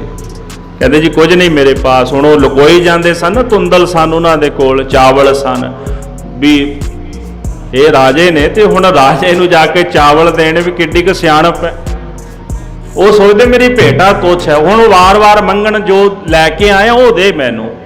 ਸੁਦਾਮੇ ਕੋਲੋਂ ਲੈ ਕੇ ਚਾਵਲ ਛਕੇ, ਜਦੋਂ ਮੁਖ ਦੇ ਵਿੱਚ ਫੱਕਾ ਮਾਰਿਆ ਨਾ ਚਾਵਲ ਖਾਦੇ ਤੇ ਸਾਧ ਸੰਗਤ ਬੜੇ ਪ੍ਰਸੰਨ ਹੋਏ। ਭਗਵਾਨ ਕ੍ਰਿਸ਼ਨ ਆਪਣੇ ਪਾਸ ਰੱਖਿਆ, ਕਥਾ ਸੁਣੀ ਕਿਉਂਕਿ ਬ੍ਰਾਹਮਣ ਸੀ ਨਾ ਸੁਦਾਮਾ, ਤੇ ਫਿਰ ਬੜੇ ਪ੍ਰੇਮ ਦੇ ਨਾਲ ਵਿਦਾ ਕੀਤਾ। ਜਦੋਂ ਆਪਣੇ ਕੋਲ ਰੱਖਿਆ ਤੇ ਘਰ-ਬਾਰ ਬਣਾ ਦਿੱਤਾ ਸੀ ਸਾਰਾ ਪਿੱਛੇ। ਜਦੋਂ ਸੁਦਾਮਾ ਘਰ ਗਿਆ ਤੇ ਆਪਣੀ ਉਹ ਪੁਰਾਣੀ ਛੰਨ ਜੀ ਲੱਭਣ ਲੱਗਾ ਵੀ ਕਿੱਥੇ ਆ। ਉੱਥੇ ਇੱਕ ਮਹਿਲ ਸੀ, ਸੋਚਿਆ ਵੀ ਮਨਾ ਉਹ ਵੀ ਗਿਆ। ਛੋਟੀ ਜੀ ਛੰਨ ਸੀ, ਛੋਟਾ ਜਿਹਾ ਘਰ ਵੀ ਉਹ ਵੀ ਗਿਆ ਵੀ ਕਿਸੇ ਬਾਦਸ਼ਾਹ ਜਾਂ ਕਿਸੇ ਉਮਰਾਓ ਜਾਂ ਕਿਸੇ ਵੱਡੇ ਸ਼ਾਹੂਕਾਰ ਨੇ ਆ ਕੇ ਆਪਣਾ ਘਰ ਬਣਾ ਲਿਆ, ਮੇਰਾ ਤਾਂ ਪਰਿਵਾਰ ਹੀ ਉੱਜੜ ਗਿਆ। ਪਰ ਉਹਨਾਂ ਦੀ ਇਸਤਰੀ ਖੜੀ, ਉਹਨੇ ਆਵਾਜ਼ ਮਾਰੀ ਜੀ ਨਹੀਂ ਆ ਜਾਓ, ਤੁਹਾਡਾ ਆਪਣਾ ਹੀ ਘਰ ਹੈ। ਇਹ ਭਗਵਾਨ ਜੀ ਦੀ ਕਿਰਪਾ ਹੋਈ। ਮਹਾਰਾਜ ਕਲਗੀਧਰ ਦਸ਼ਮੇਸ਼ ਪਿਤਾ ਜੀ ਦੇ ਚਰਨਾਂ ਵਿੱਚ ਇੱਕ ਸਿੱਖ ਆਇਆ, ਬੜਾ ਗਰੀਬ ਸੀ ਸਿੱਖ, ਘਰ ਦੇ ਵਿੱਚ ਭੋਜਨ ਨਹੀਂ ਸੀ ਮਿਲਦਾ ਛਕਣ ਨੂੰ ਤੇ ਸਤਿਗੁਰੂ ਕਲਗੀਧਰ ਜੀ ਨੇ ਹੁਕਮਨਾਮਾ ਦੇ ਦਿੱਤਾ। ਮੈਂ ਸੰਖੇਪ ਵਿੱਚ ਆਪਣਾ ਬਚਨ ਸਮਾਪਤ ਕਰ ਲਵਾਂ। ਗੁਰੂ ਸਾਹਿਬ ਨੇ ਹੁਕਮਨਾਮਾ ਦੇ ਕੇ ਕਿਸੇ ਪਿੰਡ ਭੇਜ ਦਿੱਤਾ। ਸਿੱਖ ਗਿਆ ਨਗਰ ਵਿੱਚ, ਆਖਿਆ ਵੀ ਸਤਿਗੁਰਾਂ ਨੇ ਭੇਜਿਆ, ਉਹਨਾਂ ਦਾ ਹੁਕਮਨਾਮਾ ਹੈ, ਲੈ ਕੇ ਆਇਆ। ਇਹ ਹੁਕਮਨਾਮਾ ਲਓ ਤੇ ਮੈਨੂੰ ਵਿਦਾ ਕਰੋ। ਨਗਰ ਦੀ ਜਿਹੜੀ ਸੰਗਤ ਸੀ, ਜਦੋਂ ਉਹਨੇ ਹੁਕਮਨਾਮਾ ਪੜ੍ਹਿਆ ਤੇ ਉਹਦੇ ਵਿੱਚ ਮਹਾਰਾਜ ਨੇ ਲਿਖਿਆ ਸੀ ਵੀ ਜਿਹੜਾ ਸਿੱਖ ਹੁਕਮਨਾਮਾ ਲੈ ਕੇ ਆਏ ਨੇ ਇਹਨੂੰ ਰੱਖੋ 6 ਮਹੀਨੇ ਦੇ ਕੋਲ, ਕਥਾ ਕਰਾਓ ਇੱਥੇ, ਇਹਨੂੰ ਜਾਣ ਨਹੀਂ ਦੇਣਾ। 6 ਮਹੀਨੇ ਇੱਥੇ ਹੀ ਰਹੇਗਾ। ਤੇ ਹੁਣ ਨਗਰ ਨਿਵਾਸੀ ਕਹਿਣ ਲੱਗੇ ਮਹਾਰਾਜ ਇਹ ਹੁਕਮਨਾਮਾ ਆਇਆ ਤਾਂ ਸਾਨੂੰ ਆ, ਪਰ ਲਿਖਿਆ ਤੁਹਾਡੇ ਬਾਰੇ ਆ ਵੀ ਤੁਹਾਨੂੰ ਇੱਥੇ ਅਸੀਂ ਰੱਖਣਾ ਹੈ। ਸੰਗਤ ਨੇ ਜਾਣ ਨਹੀਂ ਦਿੱਤਾ, 6 ਮਹੀਨੇ ਕਥਾ ਕਰਾਈ। ਸੋਚਦਾ ਵੀ ਉੱਥੇ ਦਾ ਇੱਕ ਸਮੇਂ ਦਾ ਪ੍ਰਸ਼ਾਦਾ ਨਹੀਂ ਮਿਲਦਾ ਤੇ ਪਰਿਵਾਰ ਉੱਜੜ ਗਿਆ ਹੋਣਾ। ਗੁਰੂ ਦਾ ਹੁਕਮ ਸੀ, ਨਗਰ ਵਾਲਿਆਂ ਨੇ ਜਾਣ ਵੀ ਨਹੀਂ ਦਿੱਤਾ। 6 ਮਹੀਨੇ ਕਥਾ ਕਰਦਾ ਰਿਹਾ। 6 ਮਹੀਨੇ ਬਾਅਦ ਜਦੋਂ ਵਿਦਾਇਗੀ ਲਈ ਸੋਚਿਆ ਵੀ ਖਤਮ ਹੋ ਗਿਆ ਹੋਣਾ ਸਾਰਾ ਕੁਝ। ਮਹਾਰਾਜ ਕਲਗੀਧਰ ਜੀ ਨੇ ਬਖਸ਼ਿਸ਼ਾਂ ਕੀਤੀਆਂ, ਸਾਰਾ ਕੁਝ ਹੀ ਬਖਸ਼ ਦਿੱਤਾ ਸੀ। ਸੋਚਦਾ ਵਿਚਾਰਦਾ ਹੋਇਆ ਜਦੋਂ ਆਪਣੇ ਪਿੰਡ ਪਹੁੰਚਿਆ ਨਾ ਤੇ ਉਹਦੇ ਬੱਚੇ ਸਾਹਮਣੇ ਵੇਖ ਕੇ ਮਾਈ ਨੂੰ ਆਵਾਜ਼ ਮਾਰਦੇ ਨੇ, ਮਾਤਾ ਬਾਪੂ ਫੇਰ ਆ ਗਿਆ, ਫਿਰ ਭੁੱਖੇ ਮਰਾਂਗੇ। ਆਵਾਜ਼ ਮਾਰਦਾ ਵੀ ਬਾਪੂ ਫੇਰ ਆ ਗਿਆ, ਫਿਰ ਭੁੱਖੇ ਮਰਾਂਗੇ। ਸਤਿਗੁਰਾਂ ਨੇ ਕਲਾ ਵਰਤਾਈ। ਜੈਸੇ ਭਾਈ ਗੁਰਦਾਸ ਜੀ ਕਹਿੰਦੇ 4 ਪਦਾਰਥ ਸਕੁੱਚ ਪਠਾਏ, 4 ਪਦਾਰਥ ਸੁਦਾਮੇ ਦੇ ਘਰ ਵਿੱਚ ਭੇਜ ਦਿੱਤੇ। ਮਹਾਰਾਜ ਕਲਗੀਧਰ ਜੀ ਨੇ ਸਿੱਖ ਦੀਆਂ ਝੋਲੀਆਂ ਵੀ ਇੱਧਰ ਭਰ ਦਿੱਤੀਆਂ। 4 ਪਦਾਰਥ ਧਰਮ ਅਰਥ ਕਾਮ ਮੋਕਸ਼, 4 ਪਦਾਰਥਾਂ ਦੀ ਦਾਤ ਬਖਸ਼ਿਸ਼ ਕਰਕੇ ਉਹਨੂੰ ਨਿਵਾਜ ਦਿੱਤਾ। ਇੱਥੇ ਵੀ ਗੁਰੂ ਕਾ ਜਿਹੜਾ ਪਿਆਰਾ ਸਿੱਖ ਸੀ, ਦੇਖੋ ਬਚਨਾਂ ਦੇ ਉੱਤੇ ਨਿਸ਼ਚੇ ਵਾਲੀ ਗੱਲ ਹੁੰਦੀ। ਆਪਾਂ ਭਾਈ ਡੱਲੇ ਦਾ ਪ੍ਰਸੰਗ ਪਿੱਛੇ ਸੁਣੀ ਆਏ ਆ। ਨਿਸ਼ਚਾ ਨਹੀਂ ਸੀ, ਬਚਨ ਮੋੜ ਦਿੱਤਾ ਮਹਾਰਾਜ। ਸਿੱਖ ਨੂੰ ਨਿਸ਼ਚਾ ਸੀ ਤੇ ਘਰ ਨੂੰ ਵੀ ਅੱਗ ਲਾ ਕੇ ਸਾੜ ਦਿੱਤਾ। ਤੇ ਕਹਿੰਦੇ ਸਤਿਗੁਰੂ ਜਾਏ ਸੁਦਾਮੇ ਜਿਉਂ ਧਾਮ ਸਵਾਰ, ਜਿਵੇਂ ਸੁਦਾਮੇ ਦਾ ਘਰ ਬਣ ਗਿਆ ਸੀ ਨਾ, ਉਹਨੇ ਘਰ ਸਵਾਰ ਲਿਆ। ਜਾ ਸਿੱਖਾ ਤੂੰ ਵੀ ਆਪਣਾ ਘਰ ਸਵਾਰ ਲੈ। ਤਬ ਸਿੱਖ ਨੇ ਆਵੇ ਲਗਾਏ। ਗੁਰੂ ਕਾ ਸਿੱਖ ਘਰ ਵਿੱਚ ਆ ਗਿਆ। ਮਹਾਰਾਜ ਨੇ ਉਹ ਮਾਇਆ ਦੇ ਦਿੱਤੀ, ਉਹਨੂੰ ਸਾਰੀ ਲੈ ਜਾ। ਤੇ ਘਰ ਵਿੱਚ ਆ ਕੇ ਆਵੇ ਲਾਏ, ਜਿਵੇਂ ਪੱਠੇ ਲੱਗਦੇ ਨੇ ਇੱਟਾਂ ਬਣਾਉਣ ਵਾਸਤੇ, ਉਦੋਂ ਆਵੇ ਲੱਗਦੇ ਸਨ। ਇਸ ਤਰ੍ਹਾਂ ਆ ਕੇ ਆਵੇ ਲਾ ਦਿੱਤੇ ਹਨ। ਰਾਜ ਮਿਸਤਰੀ ਸੱਦ ਲਿਆ ਤੇ ਤੁਰੰਤ ਆਪਣਾ ਘਰ ਚਣਵਾਣਾ ਸ਼ੁਰੂ ਕਰ ਦਿੱਤਾ। ਇਸ ਸਿੱਖ ਦੇ ਨਾਲ ਜਿਨ੍ਹਾਂ ਦੇ ਘਰ ਸੜ ਗਏ ਸਨ, ਤੇ ਗੁਰੂ ਕੇ ਸਿੱਖ ਨੇ ਉਹਨਾਂ ਦੇ ਘਰ ਵੀ ਬਣਾ ਦਿੱਤੇ।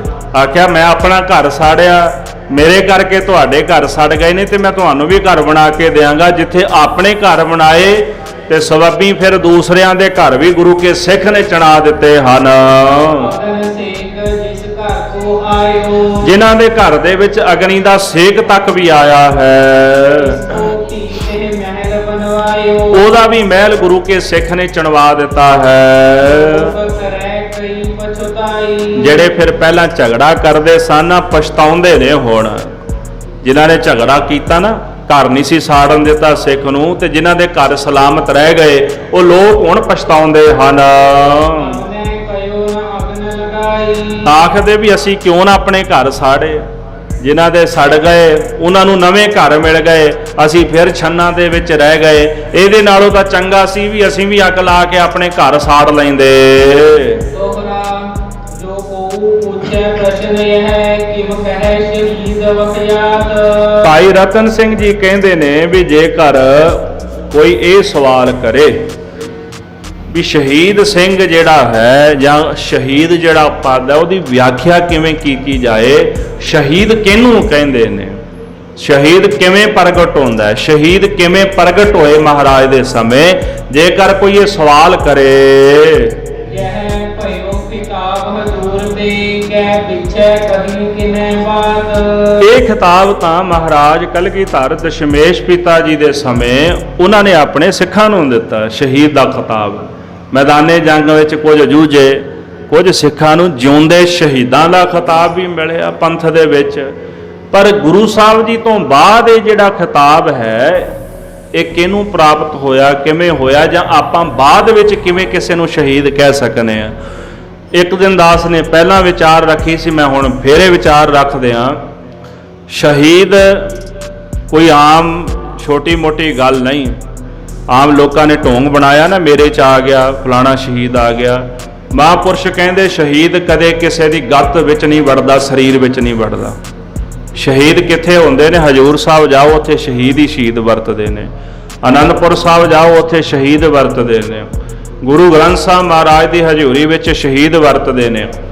ਬੰਦਗੀ ਕਰਨ ਵਾਲਿਆਂ ਦੇ ਪਾਸ ਸ਼ਹੀਦਾਂ ਦਾ ਪਹਿਰਾ ਹੈ। ਪਰ ਜੇਕਰ ਕੋਈ ਬੰਦਾ ਇਹ ਦਾਅਵਾ ਕਰੇ ਕਿ ਮੇਰੇ ਵਿੱਚ ਸ਼ਹੀਦ ਆ ਗਏ ਨੇ, ਜਿਵੇਂ ਆਪਾਂ ਰੌਲਾ ਪਾਉਂਦੇ ਹਾਂ ਫਲਾਣੇ ਨੂੰ ਸ਼ਹੀਦਾਂ ਦਾ ਪਹਿਰਾ ਆ ਗਿਆ, ਫਲਾਣੇ ਨੂੰ ਆ ਗਿਆ, ਇਹ ਗੱਲਾਂ ਨਿਰਮੂਲ ਨੇ। ਔਰ ਸਿੱਖ ਹੋਣ ਦੇ ਨਾਤੇ ਕਿਸੇ ਨੂੰ ਵਿਸ਼ਵਾਸ ਵੀ ਨਹੀਂ ਕਰਨਾ ਚਾਹੀਦਾ। ਸ਼ਹੀਦੀ ਪਹਿਰਾ ਕਿਹਨਾਂ ਨੂੰ? ਜਿਹੜੇ ਬਾਣੀ ਪੜ੍ਹਦੇ ਨੇ, ਸਿਮਰਨ ਕਰਦੇ ਨੇ। ਪਹਿਰਾ ਹੋਣਾ ਵੱਖਰੀ ਚੀਜ਼ ਹੈ, ਪਰ ਕਿਸੇ ਦੇ ਸਰੀਰ ਵਿੱਚ ਵੜਨਾ ਅਲੱਗ ਚੀਜ਼ ਹੈ। ਮਹਾਂਪੁਰਸ਼ ਕਹਿੰਦੇ ਨੇ ਵੀ ਸ਼ਹੀਦ ਸਰੀਰ 'ਚ ਕਿਉਂ ਵੜੇਗਾ? ਉਹ ਤਾਂ ਮੁਕਤ ਹੈ, ਉਹ ਤੁਹਾਡਾ ਵੱਜਿਆ ਥੋੜਾ ਆ।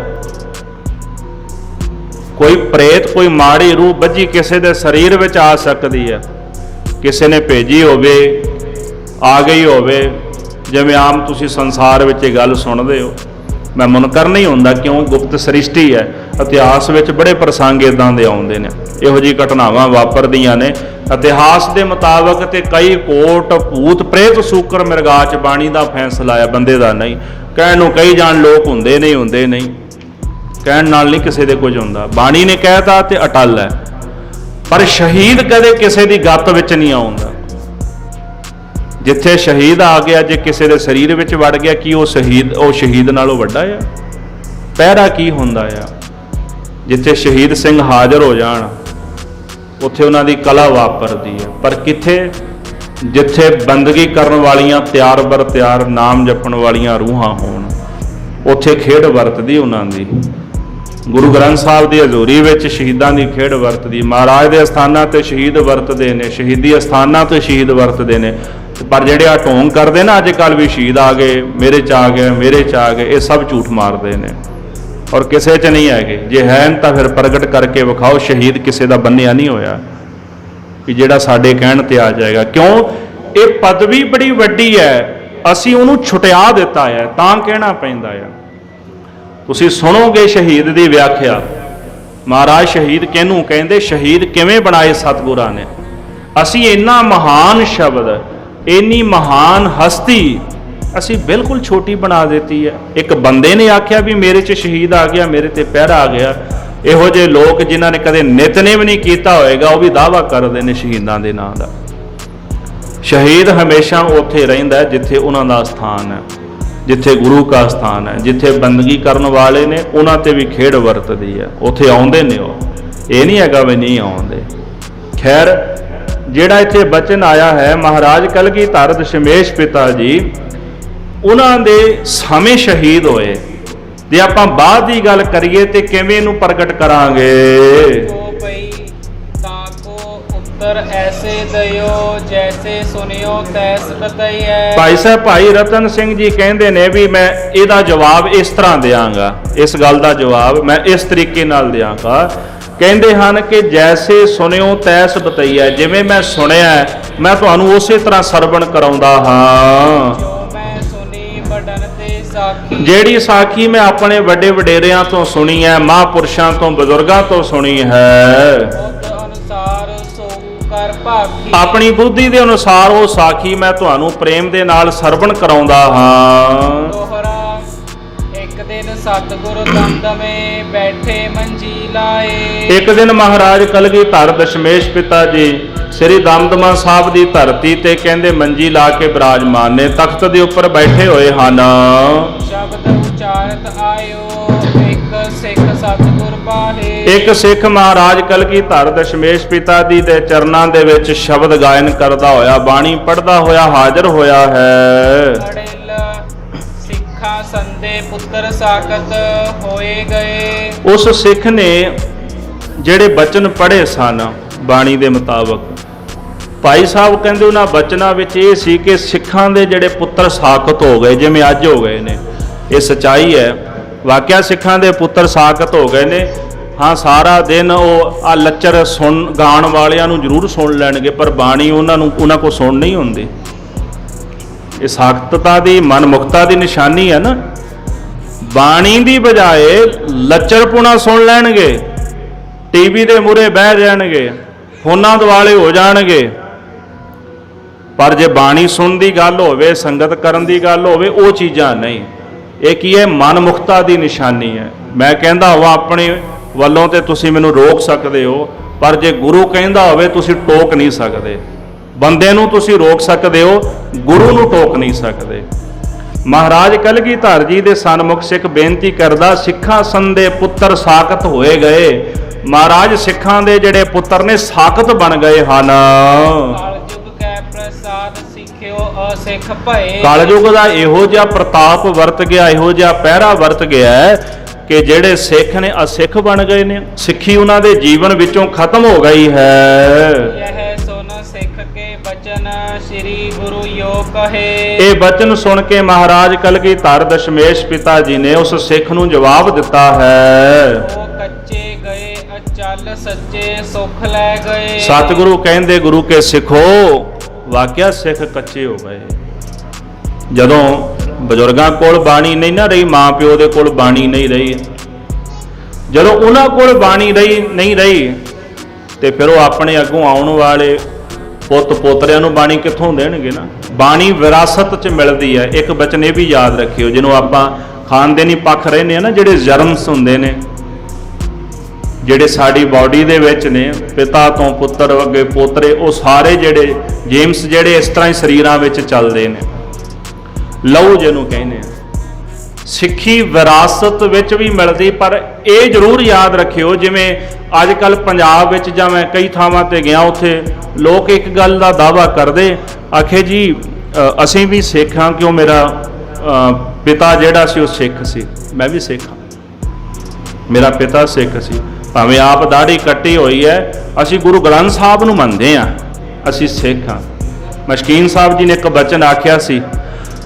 ਮਸ਼ਕੀਨ ਸਾਹਿਬ ਜੀ ਇਹ ਕਹਿੰਦੇ ਨੇ ਵੀ ਜੇ ਤੁਸੀਂ ਇਹ ਦਾਅਵਾ ਕਰੋ ਮੈਂ ਸਿੱਖ ਹਾਂ, ਕਹਿੰਦੇ ਡਾਕਟਰ ਦਾ ਪੁੱਤਰ ਡਾਕਟਰ ਹੁੰਦਾ ਕਿ ਨਹੀਂ ਹੁੰਦਾ? ਨਹੀਂ ਨਾ ਹੁੰਦਾ। ਵਕੀਲ ਦਾ ਪੁੱਤਰ ਵਕੀਲ ਹੈ, ਇੰਜੀਨੀਅਰ ਦਾ ਪੁੱਤਰ ਇੰਜੀਨੀਅਰ ਹੈ, ਵਿਗਿਆਨੀ ਦਾ ਪੁੱਤਰ ਵਿਗਿਆਨੀ ਹੈ, ਨਹੀਂ ਨਾ ਹੁੰਦਾ। ਜਦੋਂ ਵਕੀਲ ਦਾ ਪੁੱਤਰ ਵਕੀਲ ਨਹੀਂ, ਕਿਉਂ ਉਹਨੂੰ ਵਕਾਲਤ ਕਰਨੀ ਪੈਣੀ ਤਾਂ ਬਣੇਗਾ। ਡਾਕਟਰ ਦਾ ਪੁੱਤਰ ਡਾਕਟਰ ਤਾਂ ਬਣੇਗਾ ਜੇ ਉਹ ਡਾਕਟਰੀ ਕਰੇਗਾ। ਇੰਜੀਨੀਅਰ ਦਾ ਪੁੱਤਰ ਤਾਂ ਇੰਜੀਨੀਅਰ ਬਣੇਗਾ ਜੇ ਇੰਜੀਨੀਅਰਿੰਗ ਕਰੇਗਾ। ਸਿੱਖ ਦਾ ਪੁੱਤਰ ਤਾਂ ਸਿੱਖ ਬਣੇਗਾ ਜੇ ਸਿੱਖੀ ਕਮਾਏਗਾ। ਸਿੱਖੀ ਵਿਰਾਸਤ ਵਿੱਚ ਮਿਲਦੀ ਹੈ, ਪਰ ਸਿੱਖੀ ਕਮਾਉਣੀ ਪੈਂਦੀ ਹਰ ਕਿਸੇ ਨੂੰ। ਮਹਾਰਾਜ ਨੇ ਪ੍ਰਿਥੀ ਚੰਦ ਨੂੰ ਛੇਕਿਆ ਜੀ, ਰਾਮ ਰਾਏ ਨੂੰ ਛੇਕਿਆ ਗਿਆ, ਧੀਰ ਮੱਲਿਆ ਨੂੰ ਛੇਕਿਆ ਗਿਆ। ਗੁਰੂ ਪਰਿਵਾਰ ਵਿੱਚੋਂ ਸਨ। ਗੁਲਾਬ ਰਾਏ ਗੁਰੂ ਬਣਿਆ ਤੇ ਆਪਣਾ ਆਪ ਸਾਰਾ ਕੁਝ ਗਵਾ ਗਿਆ। ਹੈ ਤਾਂ ਉਹ ਵੀ ਸਿੱਖ ਸਨ ਮਹਾਰਾਜ ਦੇ। ਵਿਰਾਸਤ ਵਿੱਚ ਸਿੱਖੀ ਉਹਨਾਂ ਦੇ ਕੋਲ ਵੀ ਸੀ, ਪਰ ਅਖੀਰ ਗਵਾਣੀ ਪੈ ਗਈ। ਕਿਉਂ? ਸਿੱਖੀ ਕਮਾਈ ਨਹੀਂ।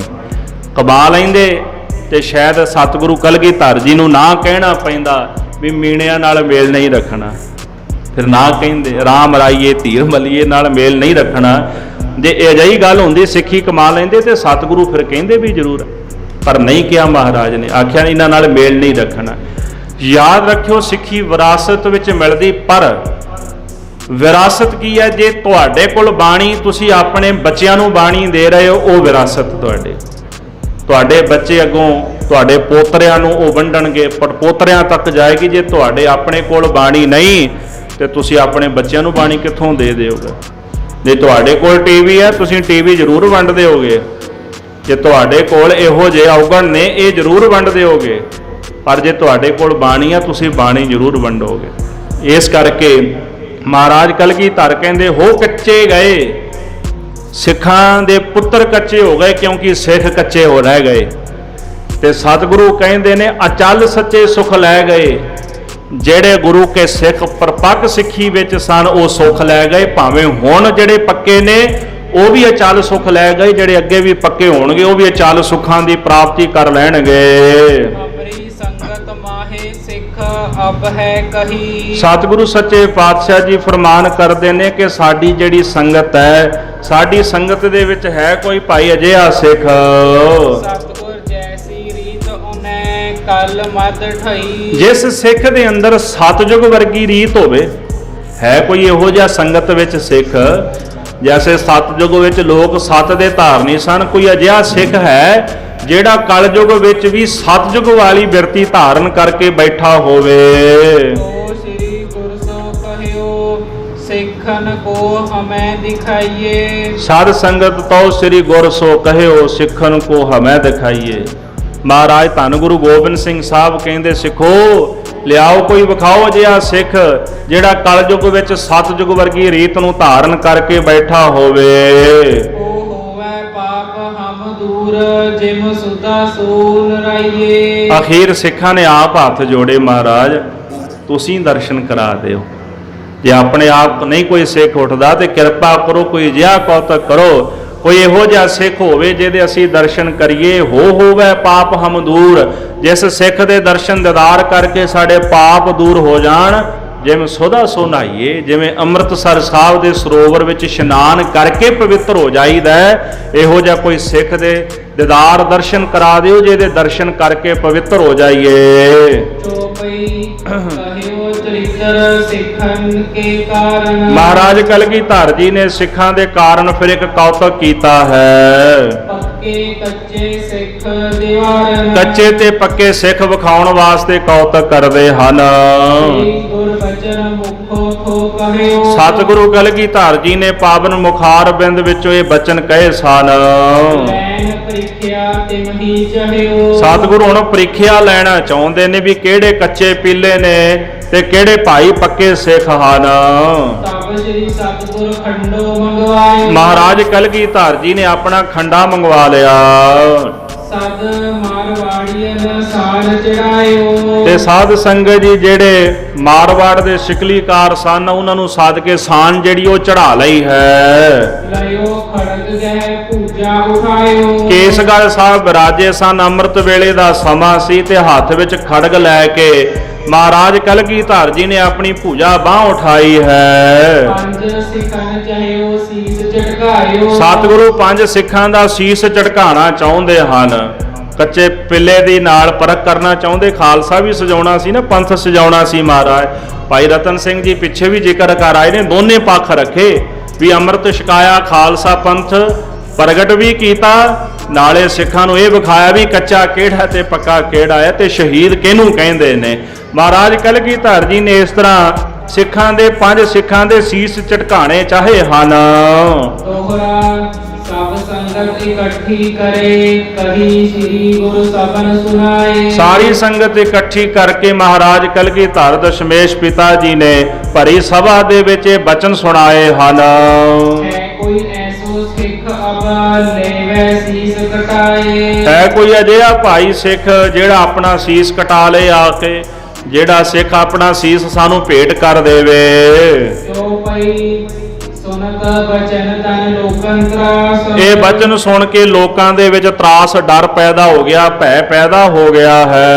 ਸਤਿਗੁਰ ਕੋ ਬਹੁ ਛੱਡ ਗਏ ਪਾਸ। ਕਈ ਤਾਂ ਸਾਡੇ ਵਰਗੇ ਕੱਚੇ ਪਿੱਲੇ ਜਿਹੜੇ ਸਾਨੂੰ ਛੱਡ ਕੇ ਭੱਜ ਗਏ ਮਹਾਰਾਜ ਨੂੰ, ਵੀ ਸਿਰ ਨਾ ਦੇਣਾ ਪੈ ਜਾਏ ਕਿਤੇ, ਮੇਰੇ ਵੱਲ ਨਿਗਾਹ ਕਰਕੇ ਮੈਨੂੰ ਨਾ ਕਹਿਣ ਵੀ ਤੂੰ ਉੱਠ ਲਿਆ ਤੇਰਾ ਸੀਸ ਲਈਏ, ਤੇ ਡਰਦੇ ਮਾਰੇ ਛੱਡ ਕੇ ਭੱਜ ਗਏ ਹਨ। ਕਈਆਂ ਨੇ ਸਤਿਗੁਰ ਸਿਰਰੀ ਕਹਿਓ। ਕਈਆਂ ਨੇ ਸਤਿਗੁਰਾਂ ਨੂੰ ਸਿਰਰੀ ਵੀ ਕਹਿ ਦਿੱਤਾ। ਸਿਰਰੀ ਦਾ ਭਾਵ ਇਹ ਸਿਰੜੀ ਹਠੀ ਨੇ, ਵੀ ਜੇ ਇਹਨਾਂ ਆਖ ਦਿੱਤਾ ਨਾ ਵੀ 5 ਸਿੱਖ ਝਟਕਾਉਣੇ ਨੇ, ਤੇ ਇਹਦਾ ਮਤਲਬ ਵੀ ਇਹ ਝਟਕਾਉਣਗੇ ਹੁਣ ਜ਼ਰੂਰ। ਸਿੱਖੀ ਤੋੜਨ ਉਹਨੇ ਜਿੱਤ ਚਾਹਿਓ। ਕਈ ਆਖਣ ਲੱਗੇ ਵੀ ਇਹ ਸਿਰੜੀ ਹਠੀ ਨੇ, ਇਹਨਾਂ ਨੇ ਨਾ ਸਿੱਖੀ ਤੋੜ ਦੇਣੀ ਆ, ਹੁਣ ਇਹ ਨਵਾਂ ਹੀ ਕੰਮ ਫੜ ਲਿਆ ਇਹਨਾਂ ਨੇ। ਮਹਾਰਾਜ ਜਦੋਂ 10ਵੇਂ ਪਾਤਸ਼ਾਹ ਜੰਗ ਕਰਦੇ ਰਹੇ ਨਾ, ਕਈਆਂ ਨੂੰ ਇਤਰਾਜ਼ ਹੁੰਦਾ ਰਿਹਾ ਉਦੋਂ ਵੀ। ਮਹਾਰਾਜ ਕਲਗੀਧਰ ਦਸ਼ਮੇਸ਼ ਪਿਤਾ ਜੀ ਦੀ ਜਿਹੜੀ ਮਰਿਆਦਾ ਸੀ ਉਦੋਂ ਤੋਂ ਵੀ ਕਈ ਖਫਾ ਸਨ। ਹੁਣ ਵੀ ਉਹ ਕੌਣ ਸਨ? ਜਿਹੜੇ ਮਸੰਦ ਸਨ ਕਰੀਬਨ ਜਿਹੜੇ, ਇਹ ਉਹਨਾਂ ਦਾ ਕਰਮ ਸੀਗਾ। ਹੁਣ ਵੀ ਉਹ ਕਹਿਣ ਲੱਗੇ ਵੀ ਇਹ ਤਾਂ ਸਿੱਖੀ ਨਾਲੋਂ ਨਾ ਸਿੱਖਾਂ ਦਾ ਨਾਤਾ ਤੋੜਨਾ ਚਾਹੁੰਦੇ ਹਨ। ਸਤਿਗੁਰੂ ਕਲਗੀਧਰ ਜੀ ਦਾ ਹੁਕਮ ਸੁਣ ਕੇ ਕਈ ਤਾਂ ਉੱਥੋਂ ਆਪਣੇ ਘਰਾਂ ਨੂੰ ਦੌੜ ਗਏ ਹਨ। ਤੇ ਸਾਧ ਸੰਗਤ ਜੀ ਕਈ ਕਹਿੰਦੇ ਆ ਰਹੇ ਸਨ ਮਹਾਰਾਜ ਦੇ ਦਰਸ਼ਨਾਂ ਲਈ, ਤੇ ਉਹ ਜਦੋਂ ਸਿੱਖ ਦੌੜੇ ਜਾਂਦੇ ਸਨ ਪੁੱਛਣ ਲੱਗੇ ਤੁਹਾਨੂੰ ਕੀ ਹੋ ਗਿਆ, ਵੀ ਕਿੱਥੇ ਜਾ ਰਹੇ ਹੋ? ਕਹਿੰਦੇ ਮਹਾਰਾਜ ਕਹਿੰਦੇ ਵੀ 5 ਸਿੱਖ ਝਟਕਾਉਣੇ ਨੇ। ਉਹ ਫਿਰ ਰਸਤੇ ਚੋਂ ਮੁੜ ਗਏ ਵੀ ਅਸਾਂ ਕੀ ਕਰਨਾ, ਕਿਤੇ ਸਾਡਾ ਨੰਬਰ ਨਾ ਲੱਗ ਜਾਏ, ਤੇ ਕਈ ਰਾਹ ਦੇ ਵਿੱਚੋਂ ਹੀ ਮੁੜ ਗਏ ਹਨ। ਕੋਈ ਤਾਂ ਮਹਾਰਾਜ ਨੂੰ ਕਹਿੰਦੇ ਆ ਕੇ ਮਿਲਿਆ, ਭਾਵ ਦਰਸ਼ਨ ਕਰਕੇ ਭੱਜ ਗਿਆ, ਤੇ ਕੋਈ ਬਿਨਾਂ ਮਿਲਿਆ ਪਿਛਾਂ ਹੀ ਮੁੜ ਗਿਆ ਹੈ। ਸਾਧ ਸੰਗਤ ਜੀ ਬੜੀ ਵੇਗੀ ਨਾਲ, ਬੜੀ ਤੇਜ਼ੀ ਦੇ ਨਾਲ ਭੱਜ ਰਹੇ ਨੇ, ਤੇ ਮਗਰ ਨਹੀਂ ਕਿਸੇ ਨੇ ਵੇਖਿਆ। ਕਈ ਆਖਣ ਲੱਗੇ ਵੀ ਇਹਨਾਂ ਨੇ ਪਹਿਲਾਂ ਵੀ ਨਾ ਮਸੰਦ ਮਾਰ ਦਿੱਤੇ ਹਨ। ਕਈਆਂ ਨੇ ਮਹਾਰਾਜ ਨੂੰ ਨਿਰਦਈ ਵੀ ਆਖਿਆ ਵੀ ਇਹਨਾਂ ਨੇ ਮਸੰਦ ਸਾੜ ਦਿੱਤੇ ਸਨ। ਆਪਣੀ ਗਲਤੀ ਨਹੀਂ ਵੇਖੀ ਵੀ ਅਸੀਂ ਕਰਤੂਤਾਂ ਕੀ ਕੀਤੀਆਂ ਨੇ, ਤੇ ਮਹਾਰਾਜ ਕਲਗੀਧਰ ਜੀ ਨੂੰ ਅਜਿਹੇ ਬਚਨ ਕਹਿੰਦੇ ਹਨ। ਹੁਣ ਜਿਹੜੇ ਗੁਰੂ ਸਾਹਿਬ ਦੇ ਪ੍ਰੇਮ ਕਰਨ ਵਾਲੇ ਸਿੱਖ ਸਨ, ਹੁਣ ਗੱਲ ਉਹਨਾਂ ਦੇ ਸਿਰ ਤੇ ਆ ਗਈ ਹੈ। ਜਿਨ੍ਹਾਂ ਸਿੱਖਾਂ ਦੇ ਸ੍ਰੀ ਅੰਮ੍ਰਿਤਸਰ ਸਾਹਿਬ ਸਹਾਈ ਨੇ, ਆ ਜਿਹੜੇ ਅੱਜ ਝੱਟ ਬਹਿ ਕੇ ਸਟੇਜ ਤੇ ਨਿੰਦਿਆ ਕਰਨ ਲੱਗ ਪੈਂਦੇ ਹਰਿਮੰਦਰ ਸਾਹਿਬ ਦੀ, ਕਦੇ ਬਿਲਡਿੰਗ ਦੀ, ਕਦੇ ਸਰੋਵਰ ਦੀ। ਬਿਲਡਿੰਗ ਕਹਿੰਦੇ ਨਾ, ਉਹ ਤਾਂ ਰੱਬ ਦਾ ਘਰ ਹੈ। ਅੰਮ੍ਰਿਤਸਰ ਸਿਫਤੀ ਦਾ ਘਰ ਕਹਿ ਕੇ ਨਵਾਜਿਆ ਵੀ ਇਹ ਤਾਂ ਬਿਲਡਿੰਗ ਹੈ ਜੀ ਇਕੱਲੀ। ਚਲੋ ਇਮਾਰਤ ਬਣੀ ਹੋਈ ਹੈ, ਤੁਸੀਂ ਇੰਗਲਿਸ਼ ਵਿੱਚ ਬਿਲਡਿੰਗ ਕਹਿ ਦਿਓਗੇ, ਪਰ ਉਹਨੂੰ ਕੱਲੀ ਬਿਲਡਿੰਗ ਕਹਿਣਾ ਇਹ ਅਸ਼ਰਦਕ ਵਾਲਾ ਪੱਖ ਹੈ। ਉਹ ਕੀ ਹੈ? ਅੰਮ੍ਰਿਤਸਰ ਸਿਫਤੀ ਦਾ ਘਰ, ਉਹ ਰੱਬ ਦੀ ਸਿਫਤ ਦਾ ਘਰ ਹੈ, ਜਿੱਥੇ ਆਪ ਗੁਰੂ ਰਾਮਦਾਸ ਮਹਾਰਾਜ ਅਕਾਲ ਪੁਰਖ ਵਰਸਦੇ ਨੇ। ਇੱਕ ਵਿਦਵਾਨ ਸੱਜਣ ਆਏ, ਪੰਜਾਬ ਤੋਂ ਬਾਹਰ ਦੇ ਰਹਿਣ ਵਾਲੇ ਸਨ, ਮੈਨੂੰ ਉਹਨਾਂ ਦਾ ਨਾਂ ਜ਼ਰੂਰ ਵਿਸਰ ਗਿਆ। ਉਹਨਾਂ ਦਾ ਨਾਮ ਹਰੀਦਾਸ ਸੀਗਾ। ਸੱਚਖੰਡ ਸ੍ਰੀ ਹਰਿਮੰਦਰ ਸਾਹਿਬ ਦਰਸ਼ਨ ਕਰਨ ਵਾਸਤੇ ਆਏ ਨਾ, ਦਰਸ਼ਨ ਕਰਕੇ ਮਨ ਬੜਾ ਮੁਗਧ ਹੋ ਗਿਆ ਉਹਨਾਂ ਦਾ। ਉਹਨਾਂ ਇੱਕ ਬਚਨ ਉਚਾਰਿਆ, ਹਰ ਮੰਦਰ ਔਰ ਬੈਕੁੰਠ ਕੋ ਤੋਲ ਲਿਓ ਹਰਦਾਸ। ਬੈਕੁੰਠ ਤੇ ਸ੍ਰੀ ਹਰਿਮੰਦਰ ਸਾਹਿਬ ਨੂੰ ਹਰਦਾਸ ਜੀ ਕਹਿੰਦੇ ਵੀ ਮੈਂ ਤੋਲ ਲਿਆ। ਭਾਰੋ ਹੁਤੋ ਸੋ ਗਿਰ ਪਰਿਓ, ਹੋਰੋ ਚੜਿਓ ਆਕਾਸ਼। ਕਹਿੰਦੇ ਜਦੋਂ ਪਰਮੇਸ਼ਰ ਨੇ ਬੈਕੁੰਠ ਤੋਲੇ ਨਾ, ਤੇ ਜਿਹੜਾ ਭਾਰਾ ਬੈਕੁੰਠ ਸੀ, ਜਿਹਦੀ ਮਹਿਮਾ ਜ਼ਿਆਦੀ ਸੀ, ਭਾਰੋ ਹੁਤੋ ਸੋ ਗਿਰ ਪਰਿਓ, ਜਿਹੜਾ ਭਾਰਾ ਸੀ ਉਹ ਧਰਤੀ ਤੇ ਡਿੱਗ ਪਿਆ। ਹੋਰੋ ਚੜਿਓ ਆਕਾਸ਼, ਜਿਹੜਾ ਹੌਲਾ ਸੀ ਨਾ ਬੈਕੁੰਠ, ਜੈਸੇ ਕਬੀਰ ਸਾਹਿਬ ਜੀ ਕਹਿੰਦੇ ਜਾਨ ਜਾਨ ਸਭ ਕਹੈ ਤਹਾਂ ਹੀ, ਬੈਕੁੰਠ ਦੀ ਗੱਲ ਕਰਦੇ ਵੀ ਉੱਥੇ ਬੈਕੁੰਠ ਹੈ, ਉੱਥੇ ਬੈਕੁੰਠ ਹੈ। ਉਹ ਕਹਿੰਦੇ ਵੀ ਜਿਹੜਾ ਉਹ ਹੌਲਾ ਬੈਕੁੰਠ ਉਹ ਚੜ ਗਿਆ ਆਕਾਸ਼ ਨੂੰ, ਪਰ ਜਿਹੜਾ ਇਹ ਭਾਰਾ ਬੈਕੁੰਠ ਸ੍ਰੀ ਹਰਿਮੰਦਰ ਸਾਹਿਬ ਹੈ, ਇਹ ਧਰਤੀ ਤੇ ਰਹਿ ਗਿਆ। ਤੇ ਉਹ ਭਲਿਓ ਮਾਨਸੋ, ਜੇ ਕਿਤੇ ਤੁਹਾਡੀ ਬਿਰਤੀ ਬਣ ਜਾਏ ਨਾ ਕਿ ਹਰਿਮੰਦਰ ਸਾਹਿਬ ਬੈਕੁੰਠ ਹੈ, ਤੇ ਵਾਕਿਆ ਹੀ ਤੁਹਾਡਾ ਜੀਵਨਦਿਆਂ ਦਾ ਭਲਾ ਹੋ ਜਾਏਗਾ। ਤੇ ਹੁਣ ਜੇ ਸਾਰੀ ਜ਼ਿੰਦਗੀ ਬਿਲਡਿੰਗ ਬਿਲਡਿੰਗ ਬਿਲਡਿੰਗ ਇਹੀ ਕਹਿ ਕੇ ਪ੍ਰਚਾਰਦੇ ਰਹੇ ਤੇ ਤੁਹਾਡੀ ਮੱਤ ਆਪਣੀ ਪੱਥਰ ਵਰਗੀ ਹੋ ਜਾਣੀ ਹੈ। ਜਦੋਂ ਪੱਥਰ ਹੀ ਯਾਦ ਕਰੀ ਜਾਣਾ। ਇਮਾਰਤ ਹੈ, ਇਮਾਰਤ ਮਹਾਰਾਜ ਨੇ ਬਣਾਈ ਆਪ ਗੁਰੂ ਅਰਜਨ ਦੇਵ ਸਾਹਿਬ ਜੀ ਨੇ, ਪਰ ਉਹ ਇਮਾਰਤ ਜਿਹੜੀ ਹੈ ਉਹਨੂੰ ਆਖਿਆ ਅੰਮ੍ਰਿਤਸਰ ਸਿਫਤੀ ਦਾ ਘਰ। ਇਹ ਪ੍ਰਮਾਤਮਾ ਦੀ ਸਿਫਤ ਦਾ ਘਰ ਹੈ, ਇਹ ਰੱਬ ਦਾ ਘਰ ਹੈ। ਗੁਰੂਦੁਆਰੇ ਹੋਏ ਸੋਝੀ ਪਾਏ ਸੀ। ਇਸ ਗੁਰੂਦੁਆਰੇ ਤੇ ਆਓਗੇ ਤੁਹਾਨੂੰ ਸੋਝੀ ਪ੍ਰਾਪਤ ਹੋਏਗੀ, ਤੁਹਾਡਾ ਭਲਾ ਹੋਵੇਗਾ। ਅੰਮ੍ਰਿਤ ਸਰੋਵਰ ਵਿੱਚ ਨਹਾਓਗੇ, ਤੁਹਾਡੇ ਪਾਪ ਕੱਟੇ ਜਾਣਗੇ। ਇਤਨੇ ਮਹਾਨ ਵਰ ਦਿੱਤੇ, ਪਰ ਸਿੱਖ ਕਿਹੜੀਆਂ ਗੱਲਾਂ ਚੁਲਝ ਕੇ ਰਹਿ ਗਏ। ਇਹਦੇ ਨਾਲ ਥੋੜਾ ਕੁਝ ਹੋਣਾ ਸੀ, ਇਹਨਾਂ ਗੱਲਾਂ ਚੁਲਝ ਕੇ ਰਹਿ ਗਏ। ਭਾਈ ਸਾਹਿਬ ਭਾਈ ਰਤਨ ਸਿੰਘ ਜੀ ਨੇ ਬਾ ਕਮਾਲ ਦਾ ਵਚਨ ਲਿਖਿਆ ਹੈ, ਜਿਹੜੇ ਮਹਾਰਾਜ ਦੇ ਪ੍ਰੇਮ ਵਾਲੇ ਸਿੱਖ ਹੋਤੇ ਅੰਮ੍ਰਿਤਸਰ ਜਿਨ੍ਹਾਂ ਸਹਾਈ, ਜਿਨ੍ਹਾਂ ਦੇ ਸਹਾਈ ਸ੍ਰੀ ਅੰਮ੍ਰਿਤਸਰ ਸਾਹਿਬ, ਸ੍ਰੀ ਦਰਬਾਰ ਸਾਹਿਬ ਹਰਮੰਦਰ ਸਾਹਿਬ ਹੈ। ਭਾਈ ਗੁਰਦਾਸ ਤਿਨ ਬਚਨ ਵਿਚਾਰੇ। ਇਸੇ ਪ੍ਰਕਾਰ ਭਾਈ ਸਾਹਿਬ ਭਾਈ ਗੁਰਦਾਸ ਜੀ ਨੇ ਆਪਣੀਆਂ ਵਾਰਾਂ ਦੇ ਅੰਦਰ ਇੱਕ ਬਚਨ ਉਚਾਰਿਆ ਹੈ ਸਾਂਗ ਵਰਤਾਵੇ ਸਿੱਖ ਸਿਦਕ ਨਾ ਹਾਰੇ। ਕਿ ਜੇ ਗੁਰੂ ਸਾਂਗ ਵਰਤਾ ਦੇ, ਕੌਤਕ ਵਰਤਾ ਦੇ ਤੇ ਸਿੱਖ ਸਿਦਕ ਨਹੀਂ ਹਾਰਦਾ। ਗੁਰੂ ਪ੍ਰਵਾਸੇ ਸਿੱਖ ਜੋ ਰਹੈ। ਹੁਣ ਜਿਹੜਾ ਸਿੱਖ ਗੁਰੂ ਦੇ ਪ੍ਰਵਾਸੇ ਰਹਿੰਦਾ ਹੈ, ਮਾਨੇ ਹੁਕਮ ਗੁਰੂ ਜੋ ਕਹੈ। ਜੋ ਸਤਿਗੁਰਾਂ ਨੇ ਹੁਕਮ ਕੀਤਾ ਹੈ ਉਸ ਹੁਕਮ ਨੂੰ ਉਹ ਮੰਨਦਾ ਹੈ, ਹੁਕਮ ਦੇ ਅਨੁਸਾਰ ਹੀ ਹੋ ਕੇ ਚੱਲਦਾ ਹੈ। ਪਰ ਖੇਡ ਇੱਕ ਹੋਰ ਵੀ ਵਰਤ ਗਈ, ਜਿਹੜਾ ਬਚਨ ਆਇਆ ਨਾ ਗੁਰ ਸਾਂਗ ਵਰਤਾਵੈ ਸਿੱਖ ਸਿਦਕ ਨਾਰੇ। ਭਾਈ ਗੁਰਦਾਸ ਜੀ ਨੂੰ ਮਹਾਰਾਜ ਨੇ ਪਰਚਾ ਪਾ ਦਿੱਤਾ ਸੀ ਇਸੇ ਤਰ੍ਹਾਂ। ਭਾਈ ਸਾਹਿਬ ਭਾਈ ਗੁਰਦਾਸ ਜੀ ਨੂੰ ਘੋੜੇ ਖਰੀਦਣ ਭੇਜਿਆ ਸਤਿਗੁਰੂ ਸਾਹਿਬ ਜੀ ਨੇ। ਉਹਨਾਂ ਨੇ ਜਦੋਂ ਇਹ ਬਚਨ ਉਚਾਰਿਆ ਸੀ ਨਾ, ਜੇ ਗੁਰੂ ਸਾਂਗ ਵਰਤਾ ਦੇ ਤੇ ਸਿੱਖ ਸਿਦਕ ਨਹੀਂ ਹਾਰਦਾ। ਜਿਵੇਂ ਕਹਿ ਲਓ ਵੀ ਦੇਖੋ ਅਸੀਂ ਇਹ ਬਚਨ ਕਹਿਣ ਦੇ ਯੋਗ ਨਹੀਂ, ਕਹਿ ਨਹੀਂ ਸਕਦੇ, ਪਰ ਜਿਹੜਾ ਵਰਤਾਰਾ ਵਰਤਿਆ ਉਹਦੇ ਹਿਸਾਬ ਨਾਲ ਇਹ ਬਚਨ ਕਹਿਣ ਲੱਗਾ ਵੀ ਕਿਤੇ ਹਉਮੈ ਦਾ ਪ੍ਰਗਟਾਵਾ ਹੋ ਗਿਆ ਵੀ ਗੁਰੂ ਸਾਂਗ ਵਰਤਾ ਦੇ ਤੇ ਸਿੱਖ ਸਿਦਕ ਨਹੀਂ ਹਾਰ ਸਕਦਾ। ਮਹਾਰਾਜ ਨੇ ਘੋੜੇ ਖਰੀਦਣ ਭੇਜ ਦਿੱਤਾ ਤੇ ਨਾਲ ਖੁਰਜੀ ਦੇ ਦਿੱਤੀ ਮਾਇਆ ਦੀ। ਹੁਣ ਉਹਨਾਂ ਨੇ ਘੋੜੇ ਖਰੀਦ ਲਏ, ਘੋੜੇ ਖਰੀਦ ਕੇ ਮੁੱਲ ਬਣਾ ਲਿਆ। ਤੇ ਜਦੋਂ ਸੌਦਾਗਰ ਨੂੰ ਪੈਸੇ ਦੇਣੇ ਸੀ ਤੇ ਉਹਨੂੰ ਬਿਠਾ ਕੇ ਤੇ ਕਹਿੰਦੇ ਤੂੰ ਬਹਿ ਤੇ ਮੈਂ ਅੰਦਰੋਂ ਮਾਇਆ ਲੈ ਕੇ ਆਇਆ। ਤੇ ਇਤਿਹਾਸਕਾਰ ਭਾਈ ਸੰਤੋਖ ਸਿੰਘ ਕਹਿੰਦੇ ਵੀ ਘੋੜੇ ਵੀ ਭੇਜ ਦਿੱਤੇ ਉਹਨਾਂ। ਜੇ ਤਾਂ ਘੋੜੇ ਉੱਥੇ ਹੁੰਦੇ ਫਿਰ ਤਾਂ ਗੱਲ ਹੋਰ ਸੀ, ਘੋੜੇ ਵੀ ਭੇਜ ਦਿੱਤੇ ਮਹਾਰਾਜ ਨੂੰ। ਸਤਿਗੁਰਾਂ ਦਾ ਹੁਕਮ ਸੀ ਨਾ ਵੀ ਘੋੜੇ ਖਰੀਦ ਕੇ ਪਹਿਲਾਂ ਸਾਨੂੰ ਭੇਜਣੇ ਨੇ, ਅਸੀਂ ਵੇਖਾਂਗੇ ਸਾਨੂੰ ਪਸੰਦ ਆਏ ਤੇ ਤੂੰ ਮਾਇਆ ਦੇ ਦੇ। ਘੋੜੇ ਚਲੇ ਗਏ ਸਤਿਗੁਰੂ ਸਾਹਿਬ ਗੁਰੂ ਹਰਗੋਬਿੰਦ ਸਾਹਿਬ ਕੋਲ। ਹੁਣ ਭਾਈ ਗੁਰਦਾਸ ਜੀ ਕਹਿੰਦੇ ਵੀ ਠੀਕ ਹੈ, ਗੁਰੂ ਦਾ ਹੁਕਮ ਆ ਗਿਆ ਵੀ ਘੋੜੇ ਪਸੰਦ ਨੇ, ਵੀ ਚਲੋ ਮੈਂ ਤੁਹਾਨੂੰ ਮਾਇਆ ਦੇਣਾ। ਤੇ ਮੋਲ ਕਰ ਲਿਆ ਤੇ ਜਦੋਂ ਅੰਦਰ ਜਾ ਕੇ ਖੁਰਜੀ ਫੋਲੀ ਤੇ ਵਿੱਚ ਠੀਕਰਾਂ। ਸੋਚਣ ਲੱਗੇ ਵੀ ਆਹ ਕੀ ਭਾਣਾ ਵਰਤ ਗਿਆ। ਮਹਾਰਾਜ ਨੇ ਤਾਂ ਮਾਇਆ ਦੀ ਖੁਰਜੀ ਦਿੱਤੀ ਸੀ, ਠੀਕਰਾਂ ਨਿਕਲ ਆਈਆਂ। ਜਿਹੜਾ ਹੁਣ ਬਚਨ ਕੀਤਾ ਸੀ ਜੇ ਗੁਰ ਸਾਂਗ ਵਰਤਦਾ ਸਿੱਖ ਸਿਦਕ ਨਾ ਹਾਰੇ, ਹੁਣ ਸਿਦਕ ਹਾਰਨਾ ਪੈ ਗਿਆ। ਸੋਚਿਆ ਵੀ ਮਹਾਰਾਜ ਨੇ ਠੀਕ ਨਹੀਂ ਕੀਤਾ। ਕਿਤੇ ਨਾ ਕਿਤੇ ਮੱਤ ਜਿਹੜੀ ਸੀ ਉਹਦੇ ਵਿੱਚ ਸ਼ੰਕਾ ਪੈ ਗਿਆ ਵੀ ਮਾਇਆ ਦੀ ਜਗ੍ਹਾ ਤੇ ਠੀਕਰਾਂ ਦੇ ਦਿੱਤੀਆਂ। ਕਹਿੰਦੇ ਇਹਨਾਂ ਨੂੰ ਮੂੰਹ ਕੀ ਵਿਖਾਵਾਂਗਾ, ਘੋੜੇ ਵੀ ਭੇਜ ਦਿੱਤੇ, ਇਹ ਕੀ ਕਹਿਣਗੇ ਗੁਰੂ ਦਾ ਸਿੱਖ ਝੂਠਾ। ਉਹਨਾਂ ਕੀ ਕੀਤਾ ਜੀ, ਤੰਬੂ ਪਾੜਿਆ ਪਿੱਛੋਂ ਤੇ ਨਿਕਲ ਗਏ ਕਾਂਸੀ ਨੂੰ। ਉਹ ਸੌਦਾਗਰ ਉਡੀਕ ਕਰਦਾ ਕਰਦਾ ਵੇਖਦਾ ਭਾਈ ਸਾਹਿਬ ਆਏ ਨਹੀਂ, ਤੇ ਉਹ ਤੰਬੂ ਵਿੱਚ ਜਦੋਂ ਵੜਿਆ ਤੇ ਤੰਬੂ ਪਾਟਾ ਹੋਇਆ ਸੀ ਤੇ ਭਾਈ ਗੁਰਦਾਸ ਜੀ ਵਿੱਚ ਕੋਈ ਨਹੀਂ ਸੀ। ਵੇਖਿਆ ਮਾਇਆ ਵਾਲੀਆਂ ਖੁਰਜੀਆਂ ਖੁੱਲੀਆਂ ਹੋਈਆਂ, ਹੈ ਉਹ ਮਾਇਆ ਹੀ ਸੀ। ਮਹਾਰਾਜ ਨੇ ਜਦੋਂ ਸਵਾਂਗ ਵਰਤਾ ਦਿੱਤਾ ਵੀ ਸਿੱਖ ਸਿਦਕ ਨਾ ਹਾਰੇ, ਉਹ ਤਾਂ ਕਹਿੰਦੇ ਵੀ ਸਿੱਖ ਸਿਦਕ ਨਹੀਂ ਹਾਰਦਾ, ਪਰ ਜਦੋਂ ਮਹਾਰਾਜ ਨੇ ਮਾਇਆ ਵਰਤਾਈ, ਪਰ ਭਾਈ ਗੁਰਦਾਸ ਸਾਹਿਬ ਜੀ ਉਹਨਾਂ ਨੂੰ ਠੀਕਰਾਂ ਦਿਸੀਆਂ, ਫਿਰ ਭੱਜ ਗਏ ਉੱਥੋਂ। ਸਾਡਾ ਹਾਲ ਤਾਂ ਸਾਨੂੰ ਤਾਂ ਪ੍ਰਤੀਤ ਹੀ ਕੋਈ ਨਹੀਂ ਮਹਾਰਾਜ, ਤੇ ਅਸੀਂ ਗੱਲਾਂ ਕਰਨ ਜੋਗੇ ਨਹੀਂ, ਪਰ ਗੁਰੂ ਕੀ ਵਡਿਆਈ ਇਸ ਕਰਕੇ ਕਰੀਦੀ ਸ਼ਾਇਦ ਕਿਤੇ ਸਾਡੇ ਪੱਲੇ ਵੀ ਕੁਝ ਪੈ ਜਾਏ। ਸੌਦਾਗਰ ਵੀ ਗਿਆ ਅੰਦਰ, ਉਹਨੇ ਵੇਖਿਆ ਮਾਇਆ ਵਾਲੀਆਂ ਖੁਰਜੀਆਂ ਖੁੱਲੀਆਂ ਹੋਈਆਂ ਨੇ, ਭਾਈ ਗੁਰਦਾਸ ਜੀ ਅੰਦਰ ਕੋਈ ਨਹੀਂ। ਦੂਜੇ ਸਿੱਖਾਂ ਨੂੰ ਬੁਲਾਇਆ, ਜਿਹੜਾ ਮੋਲ ਕੀਤਾ ਸੀ ਉਹਨਾਂ ਮਾਇਆ ਲਈ, ਸਿੱਖ ਚਲੇ ਗਏ। ਭਾਈ ਸਾਹਿਬ ਕਾਂਸੀ ਚਲੇ ਗਏ। ਉੱਥੇ ਜਾ ਕੇ ਭਾਈ ਗੁਰਦਾਸ ਜੀ ਨੇ ਸਿੱਖੀ ਦਾ ਬੜਾ ਪ੍ਰਚਾਰ ਕੀਤਾ ਸੀ। ਭਾਈ ਸਾਹਿਬ ਦੇ ਕਵਿੱਤ ਸਵਈਏ ਨੇ, ਭਾਈ ਗੁਰਦਾਸ ਸਾਹਿਬ ਜੀ ਦੇ ਬ੍ਰਹਮ ਗਿਆਨ ਹੈ, ਭਾਈ ਗੁਰਦਾਸ ਜੀ ਨੇ ਜੋ ਉਚਾਰਿਆ।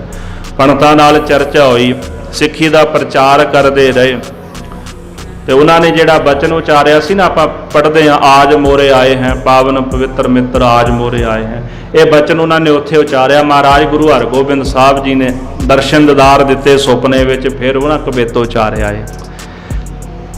ਤੇ ਜਿਹੜਾ ਇੱਥੋਂ ਦਾ ਰਾਜਾ ਸੀਗਾ, ਸਤਿਗੁਰਾਂ ਦਾ ਸ਼ਰਧਾਲੂ ਸੀ, ਤੇ ਚਿੱਠੀ ਪਾਈ ਗੁਰੂ ਹਰਗੋਬਿੰਦ ਸਾਹਿਬ ਮਹਾਰਾਜ ਨੇ।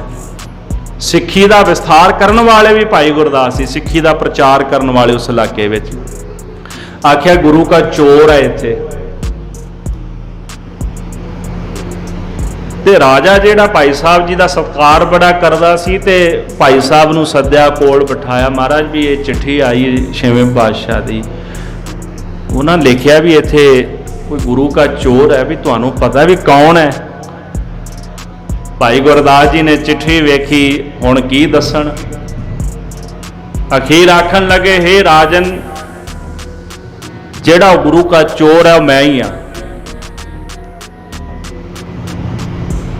ਤੇ ਸਤਿਗੁਰਾਂ ਦਾ ਹੁਕਮ ਸੀ ਰਾਜੇ ਨੂੰ ਵੀ ਮੁਸ਼ਕਾਂ ਬੰਨ੍ਹ ਕੇ ਲੈ ਕੇ ਆਉਣੀਆਂ ਨੇ। ਆਖਦੇ ਵੀ ਮੈਨੂੰ ਲੈ ਕੇ ਚਲੋ, ਮੇਰੀਆਂ ਮੁਸ਼ਕਾਂ ਚੜਾ ਦਿਓ ਤੇ ਸਤਿਗੁਰਾਂ ਦੇ ਚਰਨਾਂ ਵਿੱਚ ਸ੍ਰੀ ਅੰਮ੍ਰਿਤਸਰ ਸਾਹਿਬ ਮੈਨੂੰ ਲੈ ਕੇ ਚੱਲੋ। ਰਾਜਾ ਕਹਿੰਦਾ ਨਹੀਂ ਭਾਈ ਸਾਹਿਬ, ਵੀ ਇਦਾਂ ਨਹੀਂ ਹੋ ਸਕਦਾ, ਲੈ ਕੇ ਤਾਂ ਚੱਲਾਂਗਾ ਪਰ ਇਦਾਂ ਨਹੀਂ ਲੈ ਕੇ ਜਾਣਾ ਮੈਂ। ਭਾਈ ਗੁਰਦਾਸ ਜੀ ਸ੍ਰੀ ਅੰਮ੍ਰਿਤਸਰ ਸਾਹਿਬ ਨੂੰ ਆਏ ਤੇ ਨੇੜੇ ਆ ਕੇ ਨਾ ਆਖਣ ਲੱਗੇ ਵੀ ਨਹੀਂ, ਗੁਰੂ ਸਾਹਿਬ ਦਾ ਹੁਕਮ ਹੈ ਵੀ ਮੇਰੀਆਂ ਹੁਣ ਮੁਸ਼ਕਾਂ ਚੜਾ ਦੇ, ਮੇਰੇ ਹੱਥ ਬੰਨ੍ਹ ਦੇ ਪਿੱਛੇ। ਫਿਰ ਰਾਜੇ ਨੂੰ ਮਜਬੂਰਨ ਸਤਿਗੁਰਾਂ ਦਾ ਹੁਕਮ ਮੰਨਣਾ ਪਿਆ। ਭਾਈ ਗੁਰਦਾਸ ਜੀ ਦੇ ਹੱਥ ਬੰਨੇ, ਸਤਿਗੁਰਾਂ ਦੇ ਦਰਬਾਰ ਵਿੱਚ ਲੈ ਗਏ। ਭਾਈ ਗੁਰਦਾਸ ਜੀ ਬੇਨਤੀਆਂ ਕਰਦੇ, ਮਹਾਰਾਜ ਮੈਂ ਤੁਹਾਡਾ ਚੋਰ ਤੁਹਾਡੇ ਚਰਨਾਂ ਵਿੱਚ ਹਾਜ਼ਰ ਹੋ ਗਿਆ। ਮੱਥਾ ਟੇਕਿਆ, ਫੁੱਲ ਬਖਸ਼ਾਈ। ਸਤਿਗੁਰੂ ਕਹਿੰਦੇ, ਭਾਈ ਗੁਰਦਾਸ ਜੀ ਹੁਣ ਵੀ ਆਖੋਗੇ ਜੇ ਗੁਰ ਸੰਗ ਵਰਤਦਾ ਸਿੱਖ ਸਿਦਕ ਨਾਰੇ? ਨਹੀਂ ਮਹਾਰਾਜ, ਹੁਣ ਤਾਂ ਇਹ ਕਰਾਂ, ਇਹ ਕਵਾਂਗਾ ਵੀ ਸਿੱਖ ਕਿਆ ਵਿਚਾਰਾ, ਵੀ ਜੇ ਗੁਰੂ ਸੰਗ ਵਰਤਾ ਦੇ ਨਾ, ਕੌਤਕ ਵਰਤਾ ਦੇ, ਤੇ ਵਿਚਾਰਾ ਸਿੱਖ ਕੀ ਹੈ ਗੁਰੂ ਸਾਹਮਣੇ। ਜਦੋਂ ਮਾਇਆ ਨੇ ਭਰਮਾ ਦਿੱਤਾ ਨਾ, ਗੁਰੂ ਦੀ ਮਾਇਆ ਨੇ ਸਿੱਖ ਨੂੰ, ਤੇ ਫਿਰ ਸਿੱਖ ਨਹੀਂ ਮੂਹਰੇ ਖਲੋ ਸਕਦਾ। ਇਹ ਤਾਂ ਸਤਿਗੁਰੂ ਆਪ ਜਦੋਂ ਕਿਰਪਾ ਕਰਦੇ, ਜਦੋਂ ਸਿੱਖ ਦਾ ਭਰੋਸਾ ਵੱਧ ਜਾਂਦਾ ਗੁਰੂ ਸਾਹਿਬ ਦੇ ਉੱਪਰ ਤੇ ਹੁਕਮ ਵਿੱਚ ਸਿੱਖ ਪਰਪੱਕ ਰਹਿੰਦਾ, ਫੇਰ ਨਹੀਂ ਸਿੱਖ ਸਿਦਕ ਹਾਰਦਾ। ਪਰ ਜਦੋਂ ਆਪਣੇ ਆਪ ਤੇ ਮਾਣ ਹੋ ਜਾਏ ਵੀ ਮੈਂ ਨਹੀਂ ਹਾਰਦਾ, ਫਿਰ ਇਹੋ ਜੀ ਜਗ੍ਹਾ ਤੇ ਡੋਬਦੇ ਨਾ ਜਾ ਕੇ, ਫਿਰ ਮਨੁੱਖ ਨੂੰ ਸਮਝ ਆਉਂਦੀ ਹੈ। ਜਦੋਂ ਮਾਣ ਹੋ ਜਾਂਦਾ ਵੀ ਮੈਂ ਨਹੀਂ ਹਾਰਦਾ, ਮੈਂ ਨਹੀਂ ਹਾਰਦਾ, ਮੇਰੇ ਵਰਗਾ ਕੁਝ ਨਹੀਂ, ਮੈਂ ਇਦਾਂ ਨਹੀਂ ਕਰਾਂਗਾ, ਮੈਂ ਇਦਾਂ ਨਹੀਂ ਕਰ ਸਕਦਾ, ਇਹੋ ਜਿਹੀ ਜਿਹਦੀ ਭਾਵਨਾ ਬਣ ਜਾਂਦੀ, ਫਿਰ ਲਿਆ ਕੇ ਡੋਬ ਦਿੰਦੇ ਨੇ। ਕਿਉਂ? ਫਿਰ ਹਉਮੈ ਦਾ ਪ੍ਰਗਟਾਵਾ ਹੋ ਜਾਂਦਾ। ਫਿਰ ਕੱਢਦੇ ਵੀ ਜ਼ਰੂਰ ਨੇ, ਕੱਢਣਾ ਵੀ ਤਾਂ ਉਹਨਾਂ ਨੇ ਆਪ ਹੀ ਹੈ ਨਾ, ਫਿਰ ਆਪ ਕੱਢ ਵੀ ਲੈਂਦੇ ਨੇ। ਕੋਈ ਗੱਲ ਨਹੀਂ, ਹੈ ਤਾਂ ਮੇਰਾ ਪੁੱਤਰ ਹੀ ਨਾ, ਫਿਰ ਬਾਂਹ ਫੜ ਕੇ ਕੱਢ ਵੀ ਲੈਂਦੇ। ਮਹਾਂਪੁਰਸ਼ ਸੰਤ ਗਿਆਨੀ ਗੁਰਬਚਨ ਸਿੰਘ ਜੀ ਕਥਾ ਸੁਣਾਉਂਦੇ ਸਨ, ਸੂਰਜ ਪ੍ਰਕਾਸ਼ ਵਿੱਚ ਵੀ ਆਉਂਦੀ ਹੈ। ਸਤਿਗੁਰਾਂ ਦਾ ਹੁਕਮ ਸੀ, ਭਾਈ ਦਾਨ ਸਿੰਘ ਨੂੰ ਕਹਿਣ ਲੱਗੇ, ਉਹ ਕੇਸ ਨਹੀਂ ਸਨ ਰੱਖੇ, ਦਾੜਾ ਸੀ ਉਹਨਾਂ ਦਾ। ਸਤਿਗੁਰੂ ਕਹਿੰਦੇ ਵੀ ਕੇਸ ਰੱਖ ਲੈ। ਮਹਾਰਾਜ ਇਹਨਾਂ ਦੀ ਕੀ ਲੋੜ ਹੈ? ਸਤਿਗੁਰੂ ਕਹਿੰਦੇ ਦਰਗਾਹ ਵਿੱਚ ਜਾਏਗਾ, ਜਦੋਂ ਕੋਈ ਗਲਤੀ ਹੋ ਕੇ ਕਿਤੇ ਨਰਕਾਂ ਵੱਲ ਵੀ ਜਾਏਗਾ ਨਾ, ਕੇਸ ਗੁਰੂ ਕੀ ਮੋਹਰ ਹੈ, ਤੇ ਤੇਰੇ ਕੇਸਾਂ ਦੀ ਪਛਾਣ ਕਰਕੇ ਮੈਂ ਤੈਨੂੰ ਨਰਕਾਂ ਚੋਂ ਬਾਹਰ ਕੱਢ ਲਵਾਂਗਾ। ਭਾਵ ਇਹ ਹੈ ਕਿ ਕਿੱਡੀ ਵੱਡੀ ਗੱਲ ਹੈ ਕਿ ਜੇ ਸਿੱਖ ਨਰਕਾਂ ਵਿੱਚ ਵੀ ਜਾਂਦਾ ਹੋਵੇ ਤੇ ਤਾਂ ਵੀ ਮਹਾਰਾਜ ਉਹਨੂੰ ਨਰਕਾਂ 'ਚ ਨਹੀਂ ਜਾਣ ਦਿੰਦੇ। ਭਾਈ ਸਤਿਗੁਰੂ ਸੱਚੇ ਪਾਤਸ਼ਾਹ ਕਲਗੀਧਰ ਜੀ ਨੇ ਸਰਬਲੋਹ ਵਿੱਚ ਇੱਕ ਬਚਨ ਲਿਖਿਆ, ਮੇਰੇ ਦਸਖਤ ਨੇ ਜਿਹੜੇ ਗੁਰੂ ਨਾਨਕ ਸਾਹਿਬ ਦੇ ਸਿੱਖ ਬਣ ਜਾਣ, ਗੁਰੂ ਕੇ ਬਚਨਾਂ ਤੇ ਪਰਪੱਕ ਰਹਿਣ, ਉਹਨਾਂ ਨੂੰ ਨਰਕਾਂ 'ਚ ਨਹੀਂ ਜਾਣ ਦਿੰਦਾ ਮੈਂ। ਦਸਖਤ ਦਾ ਮਤਲਬ ਸਮਝਦੇ ਹੋ ਨਾ? ਸਾਈਨ ਹੋ ਗਏ। ਇਹ ਮੇਰੇ ਦਸਖਤ ਨੇ। ਕਲਗੀਧਰ ਜੀ ਨੇ ਏਡਾ ਬਚਨ ਕਿਹਾ ਸਿੱਖਾਂ ਨੂੰ। ਪਰ ਥੋੜਾ ਜਿਹਾ ਅਸੀਂ ਵੀ ਆਪਣੇ ਹਿਰਦੇ ਵਿੱਚ ਝਾਤੀ ਮਾਰੀਏ ਵੀ ਕੀ ਅਸੀਂ ਉਸ ਯੋਗ ਆ। ਪਹਿਲਾਂ ਆਪਣੇ ਆਪ ਨੂੰ ਨਾ ਯੋਗ ਬਣਾਉਣਾ ਪੈਂਦਾ, ਅਸੀਂ ਉਹਦੇ ਯੋਗ ਨਹੀਂ। ਜੇ ਯੋਗ ਬਣ ਗਏ ਫਿਰ ਤਾਂ ਦਸਖਤ ਹੈ ਹੀ ਕਲਗੀਧਰ ਜੀ ਦੇ। ਇਸ ਕਰਕੇ ਗੁਰਮੁਖੋ, ਗੁਰ ਸਾਂਗ ਵਰਤਾਵੈ ਸਿੱਖ ਸਿਦਕ ਨਾ ਹਾਰੇ। ਗੁਰੂ ਸਾਂਗ ਵਰਤਾ ਦੇ ਤੇ ਸਿੱਖ ਸਿਦਕ ਨਹੀਂ ਹਾਰਦਾ। ਗੁਰੂ ਪ੍ਰਭਾਸੇ ਸਿੱਖ ਜੋ ਰਹਾ, ਜਿਹੜਾ ਸਿੱਖ ਗੁਰੂ ਸਾਹਿਬ ਦੇ ਭਰੋਸੇ ਰਹਿੰਦਾ ਹੈ, ਮਾਨੇ ਹੁਕਮ ਗੁਰੂ ਜੋ ਕਹੈ, ਸਤਿਗੁਰੂ ਜੋ ਕਹਿੰਦੇ ਨੇ ਉਹ ਹੁਕਮ ਮੰਨਦਾ ਹੈ। ਗੁਰ ਕਹਿਆ ਸਾਕਾਰ ਕਮਾਵੋ, ਗੁਰ ਕੀ ਕਰਨੀ ਕਾਹੇ ਧਾਵੋ।